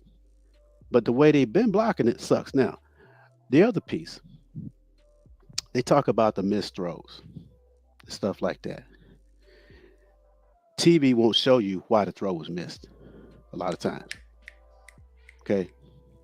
Ryan Williams is a freshman. And they treat him like the number 1 go-to guy.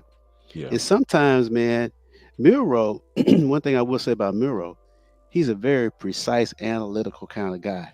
If the route calls for 16 yards and climb a little bit, guess where he's going to throw the ball? 16 If Ryan Williams runs it at 14, and flattens it out, it's going to look like where you throwing the ball. Just like the pass he overthrew. If you notice, when he got to the sideline, the boy was talking to him.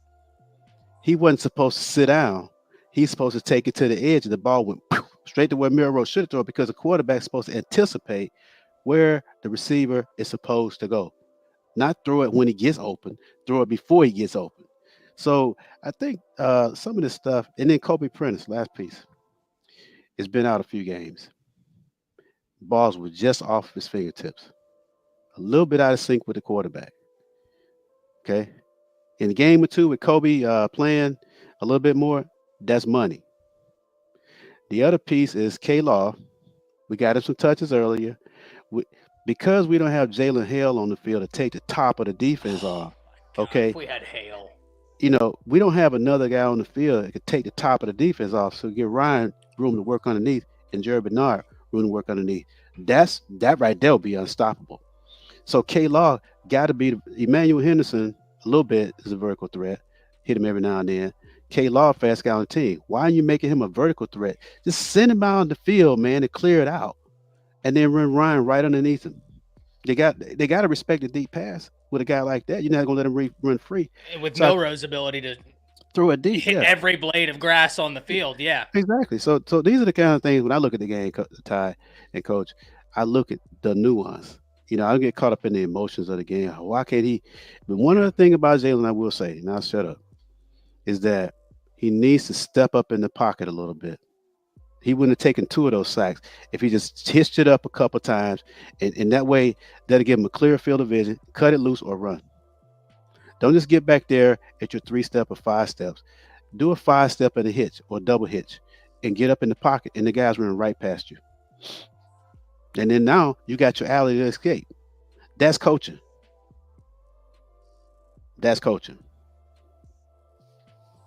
You should tell him on the side. You should tell him on the side, like, hey, Jalen, look, man. Hey, you know what we're trying to get guys play. It's a 3-step and a go. It's a 3-step and a hitch. It's a 5-step and a hitch. Hitch it up a couple steps. Clear your vision. Let the escape alleys open, because that's what we teach. You escape out the left. You escape out the right, especially if the edge rushers are going up the field. You don't just sit there and let them come in around the backside. You step up in it, get your clear field of vision. It's there. Take a gap, run, escape, pull the defense up, throw it over their head. Make a play. Don't just sit there. Okay. Yeah, and Coach Carl says he's moving like something's wrong with him. I think everybody's just a bit banged up right now, man. Like, we're deep into the season. I think there are very few healthy players, right? Like, what's that old adage, guys? Like, there's a difference between being injured and being hurt, right? Yeah. Like, I think everybody's banged up. But thank you very much for the $4.99, Coach Carl. We miss you on the panel tonight. Oh, Coach Carl. You need to go get you some soup. Yeah, bro. Some nice bread. Nice French loaf of bread. Some good soup, right? Watch you a movie, right? Lord of the Rings. Olive oil. Lord of the Rings, right? Like 3 hours of just bliss. Yeah. And you're good. You can watch the extended version. Every time my wife goes back home, like she might take a day and go back home, I'll wake up early in the morning, guys, and I watch all 3 Lord of the Rings extended versions, and it's like 14 hours of movies all day. That's how you know I'm a nerd. But Coach Sean talked to me, because I really do feel, listen, I said before the Tennessee game that I thought Alabama's defense was about to have the best game they'd played this year in terms of a complete game. I think they did that. Tennessee is a team that will run the ball on anybody. Dylan Sampson is unbelievably underrated in this league. I still don't know how we don't hear more about him. Guy hit 22 miles per hour. Like, he can do it all. But Alabama's defense held up. Against this team right here, I don't care that Nasty Nate wasn't in there. Marcus Carroll would be contributing for a lot of teams. A lot of teams, he'd be their running back one. They hemmed him up. And we knew they were going to run. Even when they tried to bust the quick passing game, they hemmed it up. And Coach Sean, before you go, I do want to say this right here. I know that Cook didn't play the whole game. Okay? I acknowledge that. And that's going to inevitably take away from your ability to attack downfield. But you know what I also didn't see? I didn't see one wide receiver running open. Bingo. I didn't see one wide receiver running open. Even if Cook was in, our DBs were in position all night long. These guys are growing, and Coach Sean, you said it earlier. Next year, good luck. Take it away, Coach Sean. I feel a lot like Coach Al. I feel a lot like Coach Al. I think it was 6-0, 7-0, whatever it was. We get a pick right before the half. That was huge. That was huge, man. Right? To get a turnover like that, that was huge. I noticed that the offensive line. I didn't get to see the game, but I went back and watched it. I had DVR'd it, so I went back and play-by-play watched it. And you know how you don't see everything on television, but what I did see, I noticed that the offensive line now, because the Tennessee game, these guys weren't getting a hat on a hat. They weren't really sticking with their blocks. We were struggling on some of those pin and pulls. Like Coach was saying, we were struggling to it's like we couldn't get up to the second level. Some of our angles was really, really bad.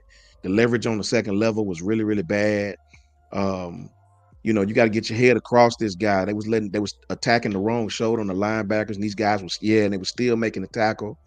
I seen one play when Justice almost popped it, right? But the guy just sort of fell in the hole and tripped him up. So I was happy to see the offensive line, especially in the second half, really stick with their blocks, really be more physical. We gave up some plays on the edges because we got a little pass happy every once in a while.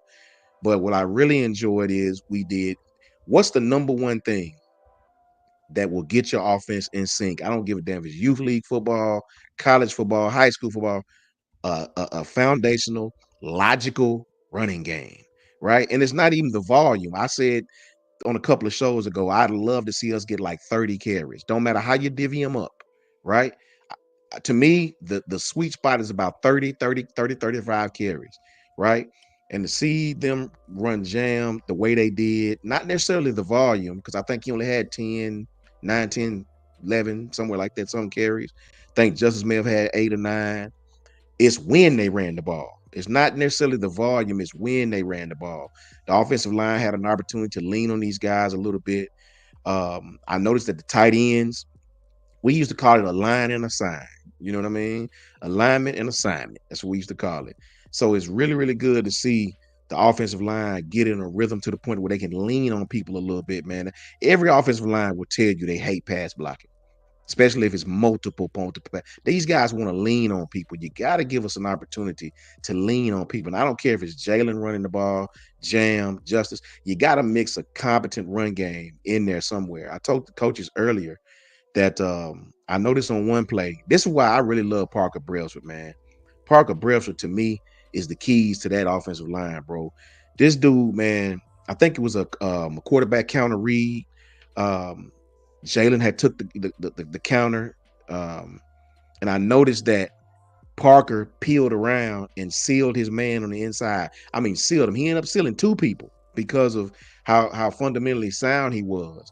Jalen kept the ball, took off outside. It was a huge lane right there, but Jalen sort of juked the guy and ran outside, got knocked out of bounds. We picked up about 7 yards in that play, which could have been about 27 yards. So things like that will come. I agree with what Coach said about Dupree on the tight end. Let this guy get up to the second level. Asking this guy to block D ends is a little much. I think early our traditional inside zone wasn't working. These guys were coming downhill and creating a lot of clutter. But I think in the second half when we spread them out a little bit, when I seen Jalen go empty, to me it's like we either take a shot when we go empty or Jalen will run a draw. It's just what it is. It's Ty said earlier that he hit the tight end. I don't remember him hitting the tight end out of empty. Maybe he did. Maybe I missed that one. But it seems like when we're in empty, he either take a shot or he run a draw. I noticed that a lot. So I was happy to see the offensive line get in rhythm. I was happy to see Coach DeBoer actually run the ball, man. If you just run the ball, I said earlier, I didn't like that it seemed like we was impatient with the run game. We pick up 1 or 2 yards, and we go away from it. We throw 8 straight passes, right? 3 and out, 3 and out, 3 and out, right? That don't allow you to get a momentum. That don't allow you to get the flow, the feel of the game. But he was patient this time. Multiple plays where we ran back-to-back run plays. To me, that's the formula. To me, that should be our identity, man. Get Justice and Jam going. Get them going.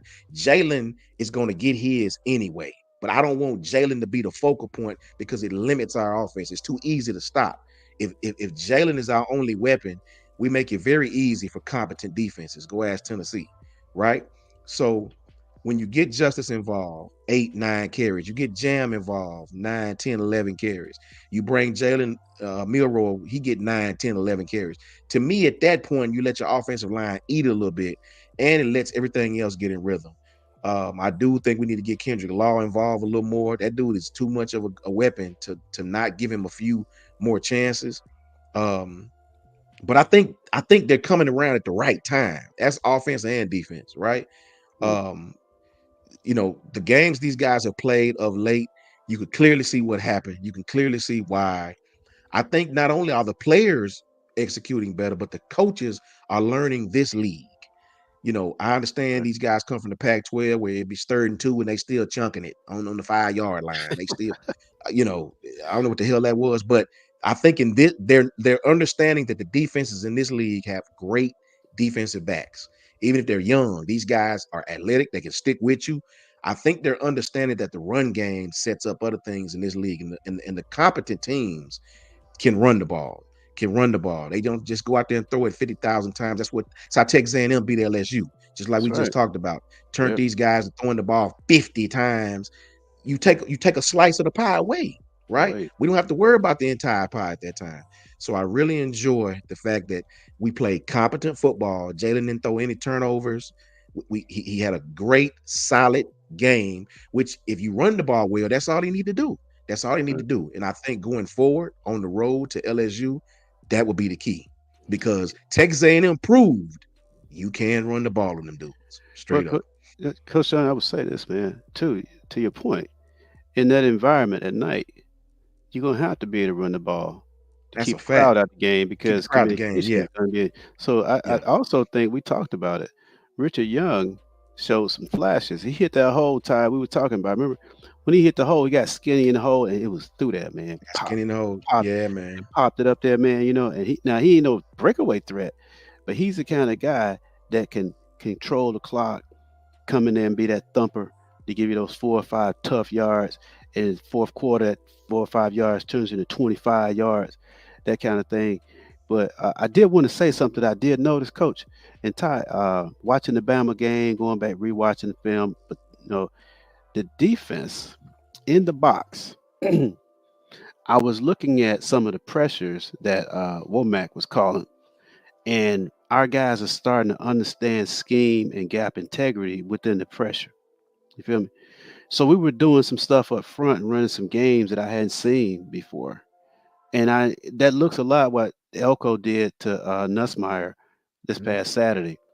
They gave him some looks and false pressures, simulated pressures, with dropping guys out, lining up 7 guys, dropping this guy. It was confusing him. And now he's having to pat the ball. And now he's flushed outside the pocket. And now with our guys on the back end really playing that vision defense, it's really forcing him to have to throw it high or make a tight window throw. And that's what Texas A&M really did really well. Our defense, I think, from what I saw, even though we were at home, I thought we executed the scheme a lot better from an understanding and awareness, pre-snap, post-snap, on the fly as a unit. Even the younger guys, man, starting. And Jordan Renard came in. I'm seeing Edric Hill in there. Those guys making plays up front. James Smith, he's elevating his game. Russo caught that interception on that. Russo, Q Robinson. Q-Rob, he made a heck of a play on the goal line, man. Yeah, that 4th and goal, he busts through there. I mean, hell of a play. Those guys, I think if we play this with this kind of chemistry and this kind of intensity, even against the crowd in Baton Rouge, I think we got a shot to play with these guys. But we got to eliminate some of these mental mistakes and penalties. I think we can't do that, So Yeah, I wanted Really to talk quickly, about. Ty, Go ahead, Coach Sean. Go ahead. and I'll be done. I to piggyback off Coach Al, going on the road to LSU, which will probably be slightly louder than Tennessee for Alabama. They have got to get the offense in a rhythm early, man. They got to get, the offense in a rhythm. I really believe we can run the ball on this team, man. I just do. Texas A&M, very, very physical between the tackles, very physical. Just like Coach said, they wasn't trying to beat you to the edge. They were beating them up in between from Right. tackle to tackle. They was beating them up downhill, man. So I really believe we can run the ball on LSU. I really believe that. I just pray and hope to the football gods above we don't get pass. I just hope we don't do that, bro. It throw everything out of rhythm. Give a damn. It's the truth. I mean, a lot of you folks don't like telling the truth. You know what I mean? I don't fought Crimson player. You know what I mean? I'm gonna It's keep Crimson. telling you every time that if you did, that'd No. be a medical anomaly. And Yeah, bro. Like you it's might like make some pass. money. 50 You might passes, make 50 some money. passes. You know what I'm saying? No, bro, that's not our game. Offensive linemen cannot get in a rhythm, pass blocking everything. Right? This ain't Michael Penix in Washington. Run the ball, brother. It ain't apples to The oranges. You run craziest the thing ball. is they ran the ball so much at Washington. They I don't did. get it. But I mean, I don't this know. game they answered the call, so I can't be mad, right? Like they finally Yes. did it. Now there's a few comments I want to hit, right? First off, Patriot Life with the $10 saying, "Have a great Patriot. evening, gentlemen. Great show tonight. Roll Thank Tide." you, Rob. Patriot, as You're the always, man, thank bro. you for being here. I You say said this Patriot life. every single time we're live. I can't tell you how much I appreciate any donations, but I can't tell you how much I appreciate you all just showing up. Two most valuable things you have in life is time and health, and you are choosing to give your time to us this evening to talk ball, and that means so much to me. So much to me. But I also wanted to hit this comment right here. Kendall Owens says, "I think Mincy should be at safety more often. Love the channel." Kendall, Coach Sean and I talked about this in December. And one of the reasons, last December, one of the reasons why I wanted Mincy a part of this recruiting class so damn bad is because of the versatility he brings to the table. Right? My thing with Mincy is play him wherever he maximizes the defense. And when you have a guy with that level of versatility, that you can play him at corner, you can play him at one of those safety spots, you can play him at a few different places. What that does for your secondary is it allows you to min-max everywhere else. Like you're like, okay, Zabian's a great outside corner. We want to keep him there. Mbakwe's a great outside corner. We want to keep him there. We feel like if we can keep them on the outside and have Zay Mincy in the back, that's our best combination. When you have a guy like Mincy, it allows you to put the best collection of talent on the field because I'm a firm believer. He can do anything. Like, Coach Sean knows how much I love his game. I mean, I've been Right. such a big fan of Zay Mincy since he was in high school. And shout out to T. Frank. Ladies and gentlemen, this is going to blow some of y'all away. There are only 3 or 4 people from my hometown that know what I do. That's it. Right? Like, even a lot of my friends, they don't know what I do. This is someone I grew up with, someone who has been a very good friend of mine for years, all through high school. I mean, anytime I was somewhere, Tyler was somewhere. Yeah, I mean, through college, I mean, so I'm very happy to see Tyler in here. Shout out, Tyler. Hope you're doing well. He says, "I've been good, bro. Just staying working and out of the way. Glad to see you out here doing what you love." Yeah, he knows. He knows, Coach Sean, Coach Al. We'd be in high school and we'd have a whiteboard out trying to figure out who was going to make the playoffs and win the national championship. I mean, this is what, we love to do. So I really appreciate you tuning in, man. That means a lot. I really hope you're doing well, man. Really hope you're doing well. But guys, this is something I wanted to say too, right? When we look at Alabama moving forward, I think that everything is peaking at the right time. It's better to peak later in the season than in the beginning. And one of the things I was questioning was, okay, how do you respond after you beat Georgia in the manner you did, where they came back on you and then you answered the call? Then you take the loss to Vandy. Then you have a really tough game at South Carolina. Then you take a loss to Tennessee. Now we know Tennessee's a really good team. South Carolina's a great defense, especially that damn defensive front. I mean, they're insane. And Vandy's a good team. I can't believe I'm saying that. Once again, on my bingo card in 2024, I didn't think I'd be saying OU has a terrible offense and Vandy's a damn good team. Facts. Here we are. Facts. But Alabama played really good football in this game as the game went on. And Coach Al, I love one of the things that you talked about, which is I think it's easy for people to say, oh, well, Milroe missed this throw, this throw, this throw. I'm not claiming Milroe was perfect, but it's a bit more nuanced. He would have had a long touchdown. I think Kobe Prentice was almost surprised that he threw him the ball. I think that's not being in because he kind of pulled up on his route and then for the next 5 yards was running with outstretched arms, right? Trying to get to the football. It just barely touched the tip of his fingertips. Had he just kept running, that's a touchdown. He had I think he dropped 2 other passes too. So those are 3 completions that should have been had that aren't counted. Ryan Williams is 17 years old, unbelievably talented. I know none of you knew how old he was because that never gets talked about. But he ran the wrong route.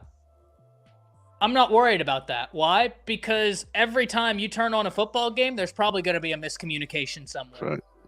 Whether that's blocking, whether that's receiver and quarterback not being 100% on the same page. That's football. It's about working through it, especially when it happens to a true freshman. I'd love for it not to happen, but it's a true freshman. Learn in the fire. I'm 100% good with this. I think for LSU guys, A&M gave Alabama a blueprint, and Alabama has the personnel to do it. Now, I'm very excited to see how Alabama's secondary is going to take on taking the ball away because Alabama has been really good at takeaways this year, and they're going to give you the opportunity to get some, but this is a very good offense. Mm-hmm. But I just think that you want to take them out the game, you punch them in the mouth over and over and over again. Bama just showed the ability to do so. And I think now, Coach Sean, to your point, we talked about this last week. I think it was Monday, where I likened the run game to boxing. And I said, and I asked everybody, how did Deontay Wilder lose to Tyson Fury in the second fight? Well, Tyson Fury came in 20 to 30 pounds heavier than he did the first fight. And every time they got in the clinch and they got tied up, Tyson Fury just leaned on it. Literally almost went dead in the legs and said, okay, carry me. After about the 6th time he did it, Wilder's legs were done. I mean, he was exhausted. He couldn't do anything anymore. And as much as that guy can knock out a small pony when he punches, you're not going to generate the same power if your legs are done. Like, you're just not. Boxing starts at the feet, right? Like, that's where it all starts. It's the sweet science. He took that away. That's what Alabama did to Missouri. You leaned on them. I don't care if you were having success at the first portion of the game. As the game went on, you wore them down. You started busting those runs. You started seeing them go for 20, 15, 10, and big runs to the end zone. You can do that against this LSU team. You can do that against them. I think the blueprint is out there. Go ahead, Coach. Facts. Look no further than the end of the third quarter, beginning of the fourth. These guys were not as eager to rush upfield. They were not as eager. They're eager. Their gap integrity was awful. I know what that means. I know what that means when I see the linebacker hesitate to hit that hole. A regular fan might not know what that means. I know what that means when the first quarter, second quarter, you attacking gap with gap. Piano man, you know when that linebacker step up in there, he ain't wanting to get that thump no more. He mentally checked out, right? And that's exactly what happened. Dude ran to Justice. He didn't want to tackle Justice. He wanted to make contact. So I looked like I tried. There was no wrap up, no nothing. It wasn't no wrap up. That's right. Let me just run into you. That way I can look. That's fatigue, man. Right? So the run game works, man. Works. And just like we talked about, I get uncomfortable when we pin and pull all game. I get uncomfortable because some of these guys still can't reach. Coach Al broke it down. That is so true, right? Some of these guys, the pinning and pulling. Well, it's a total end of the spectrum from what Alabama was doing last year, and so it's natural that it's like you need time, a lot of time, to get right in this system. It's not just like a wave the wand, yes, and go man. out there and do it. And Justice and Jam are becoming more aggressive, attacking the line of scrimmage. They're not bouncing everything to the outside anymore, Piano Man. They actually, if the hole's not there, they creating them, right? They're punishing the linebackers, right? And that's what you want to see. That's what Georgia done to people for so many years.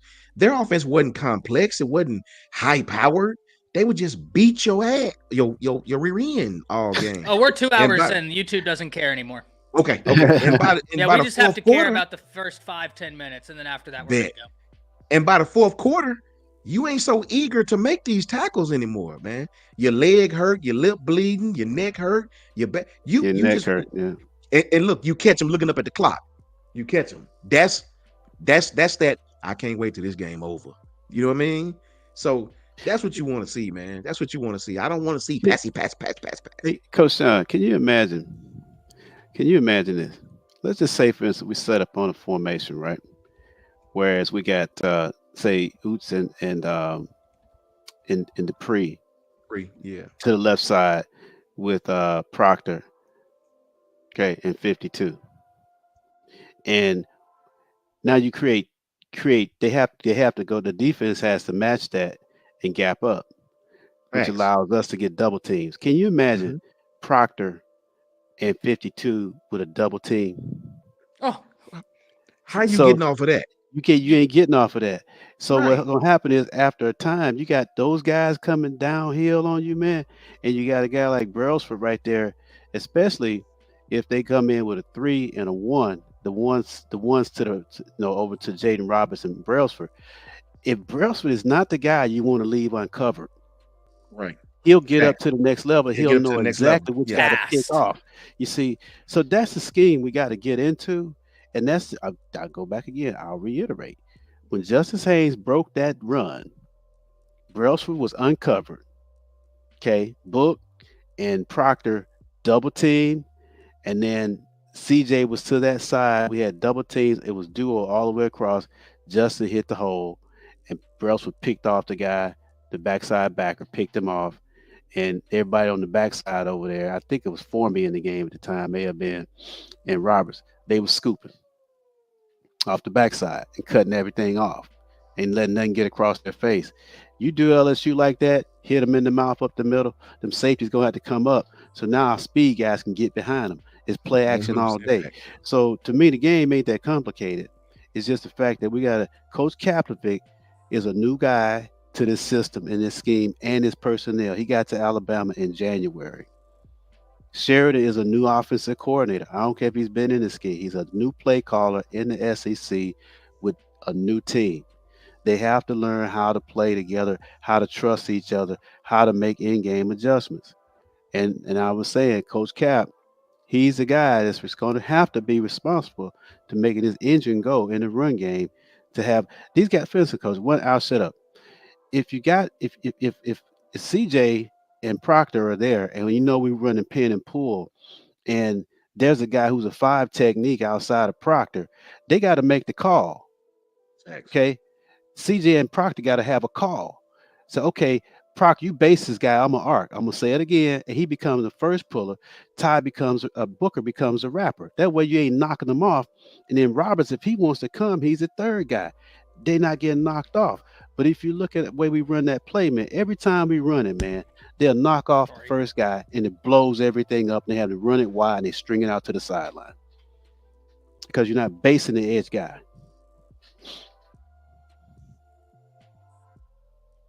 In a nutshell. It's a simple fix. I think so too, man. I think so too. I really do believe it. This is simple. Look at Piano Man's comment. That is exactly what we was talking about, man. Piano Man says, Coach Missouri offensively did not give their defensive personnel any help. No drives, no nothing, 3 and out. Yeah, that deep one, man. Listen, I can't explain to people how, and everybody who played this game understand. You know how it is when you just getting ran over, man. Like you can't help it. Yeah, it's demoralizing, man. Yeah. It's demoralizing. You getting beat up every play. The other team got confidence. They crowd into it. And you just getting drove on and drove. That is the worst feeling in the world, man. Facts. All Getting facts. that defensive hold, everybody, man, come on, pick up. What you doing, man? You ain't, now you start fighting and ain't nobody play. They playing Ain't knee nobody. ball instead of team ball. Okay, Yeah. It's I gotta pick your crazy, sorry man. ass up and make your tackles. You got gap over here, dude. You know how it is. It's horrible. It's horrible. Yeah, it just wears you out, man. And the run game does that to teams. You can beat teams with the run game. It takes their heart. If you backing up, pass blocking the whole game, you ain't taking nobody's heart. You ain't taking nobody's, and you're gonna be all out of sync, You're gonna be especially if all you're out of going sync. 3 and out. Yeah. They teeing off on you. You catching the whole game. You catching the whole game. I never seen a football team. The only guy I ever seen win people beat them is Muhammad Ali backing up. Okay, Yeah. he was the only guy I ever seen to beat people backing up. Everybody else, Mike Tyson, he's coming downhill. Yes. Okay, Bama, we used to coming downhill. Georgia, we coming downhill. Yes. And I understand throwing the ball. You got to throw the ball right, but we get in the red zone, 5-yard line. There's no need in going 5 wide, because if you do, the first thing I'm thinking, and I'm not even the defensive guy, Jalen gonna keep it. It's gonna be a draw. He's not throwing it right here. It's gonna be a draw. You're not fooling nobody. There's no reason to go a play action. That stuff get us 3 points instead of the 6 we need. Right. You line up and you punish them. Offensive linemen get excited in the red zone, man. So, I was happy with the game plan. I was really, really happy that Coach DeBoer let those guys be physical. And I think that's the key. That's the key, man, for us going down the stretch, especially on the road. And the defense was coming downhill. I And love our activity up front. We weren't just Yes. stagnant trying to rush 4 straight up the field. We had a bunch of movement. We was confusing the O-line. They wasn't passing people off, man. We was getting pressure on the quarterback. We was affecting the pocket, and if you do Nussmeier like that and get him off his spot and move him off his spot, we stand a better chance of not letting him get into a rhythm, like you said, Coach. And Yes. that's the key to beating LSU. Yeah, 100%, one of the keys. One of the keys, anyway. Yeah, you got to establish the run, like you said, get those safeties cheating down. But you also, I think that what Bama did against Georgia, in terms of not the same defense, obviously, 2 different teams, but like confused Nuss. Bama's pass rush is starting to get home, even if it's not in sacks. LT Overton has started to convert close to 22 home. is a man. He's a grown man, bro. You want to know what saddens me, guys? The way he's playing, if he continues on this trajectory, I don't know that he comes back next year. That dude. Serious time you think he'd go that high in the draft? Man, 22 is. I think he could, because you single him up. He's gonna kill you if you single him up. Here's the thing, Coach Al. Here's why I feel this way. Because any scout, when they're looking at him, they're gonna say, "Okay, wait. So you had to drop a bunch of weight from high school to play a true edge at Texas A&M. You get to Bama," as my camera fails me again. Damn it.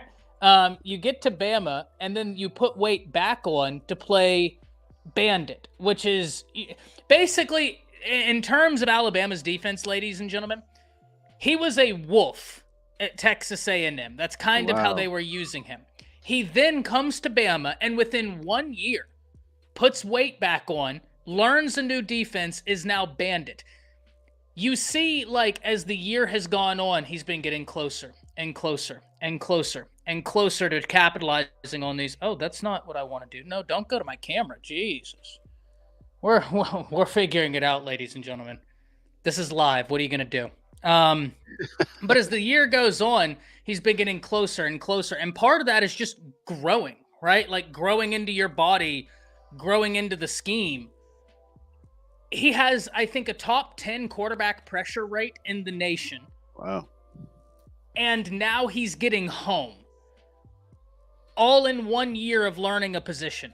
And remember, this is a guy that, like Ryan Williams, reclassified a year. So he skipped a year of high school to go into college. Right. He did. That's right. He's from over in the Atlanta area. That's right. So, he's young. I remember. Yeah, I do remember that kid. Yeah. That's my big fear, is that he could get, if he continues on the trajectory, Eric says LT will return for another year. I agree. I agree. And I agree with everything you're saying here. Why not become a top 5 or top 10 pick? I think that's his ceiling. I agree. But if he gets a first round grade off of 1 year of work, that's my only fear. And that's a great fear to have, is saying, hey, a guy developed so well, they're going to go make generational money. Selfishly, I want him back at Bama for another year. But like Coach Sean said, you leave him one-on-one, he's going to destroy whoever's in front of him. I don't care who it is. I know LSU's got a great offensive line. LT is different.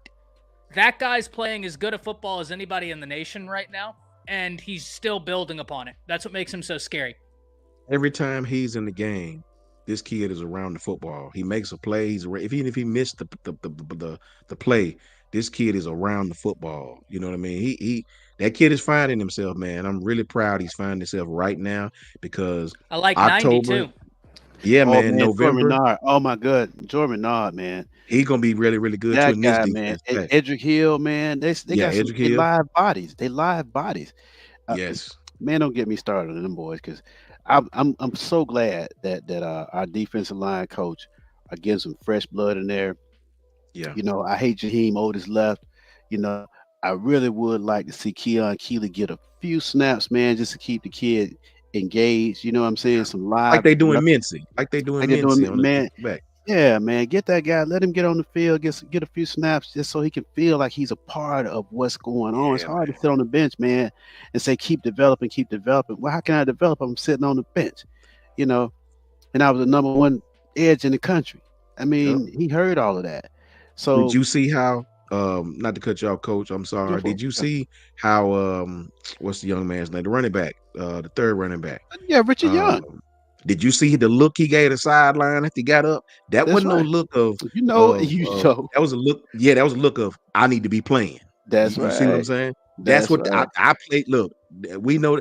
I'm telling you what that look was. Yeah. Play me, man. Yeah. You know what I mean? I think Coach. he earned it. Yes, that. Yes. I'm Play him. He me. earned it. I'm him. I That's think he Gentlemen. earned it. man. Yeah, I hear you under it, Coach. I think Coach G got to get that boy in, man. You Yeah. gotta get that boy in, man. It's Yeah. room We have for a it. three-headed monster. Let's Yeah, roll. Alabama for it. always had a three-headed monster. Yes. Alabama always had a three-headed monster. Always. Gentlemen, we have been going for 2 hours, over 2 hours and 15 minutes. It's Wow. about that time. It's time to go watch the Steelers. Coach Here we Al, go. tell the people where they can find you. Hope Well, Evan's still in. you know me, man. I'm on Twitter at AlSan79, but if you see me in the YouTube world and you see that logo right there, if you can see it, okay, that's me. That's the negative free zone. Negative free zone. That's the 6-inch space between your ears. Live freely. Don't get caught up in the madness. Don't get caught up in the madness. Stay negative free, okay?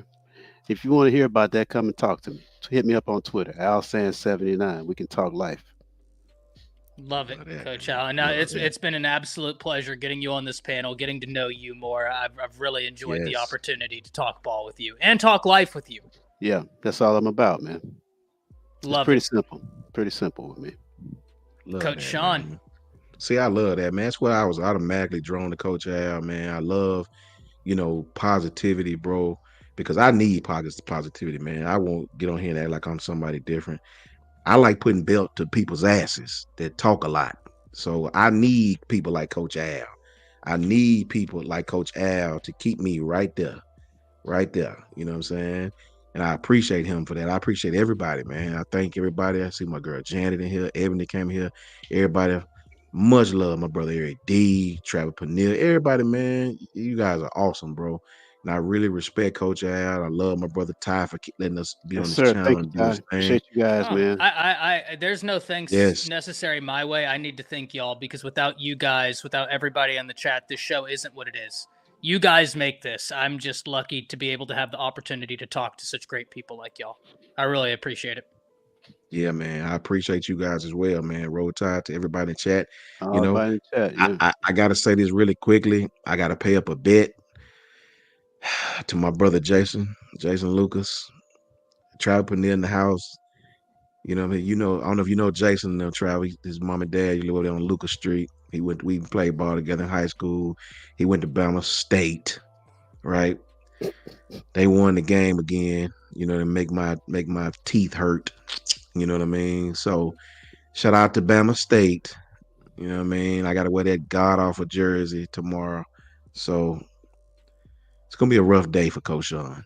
Very rough day. Extreme. And I gotta take a picture of this, bro. I'm not posting it, but I'm gonna let him post it on his little Twitters, whatever it's called. I'm gonna need Very you rough tagged day. in that. You know, very rough. We're day, retweeting that one. Awful. Absolutely. Bro, I don't know if you know this. If any A&M alumni is in this chat, we have a class called Survival Skills. They still got it at A&M. The class that teacher is about to teach you the history of the school, what happened. It's in essence a class that teaches you why we supposed to dislike Alabama State. And it go way back to back in the day, you know, back in the day.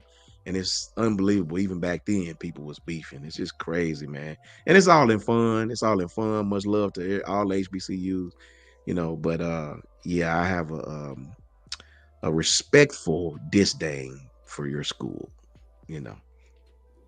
Go Dogs. Homecoming weekend for me, Coach. Yeah, I'm gonna need to see Was that. Jay-Z homecoming? Homecoming. Okay. Yeah. I'm gonna need to see that picture retweeted. Yeah, it's gonna be a rough day. We're gonna have to get some traction on that one. It's gonna be a rough day. Shout out to JSU, shout out to Coach Al, and shout out to Tuskegee and Brinsky. Yeah, 100%. I'll leave you with this. Whenever Texas beat Alabama, I had to wear a Texas shirt on videos and lives for a week. Oh, because I lost a bet. So I did it. Wasn't happy about it. I had so many people being like, "Why are you wearing a Texas shirt?" And I'm like, "Well, because I lost a bet." But time for the fourth member of the panel to get their word in. Always so quiet, so respectful of the conversations, and to give thanks back to that respect, we always allow this panelist to get the last word, and that is the spinning wheel of doom. Thank you all for being here. Cannot tell you how much I appreciate you all giving us your time. Go enjoy your evening, watch some Monday Night Football, and listen to the spinning wheel's wisdom. And it spins.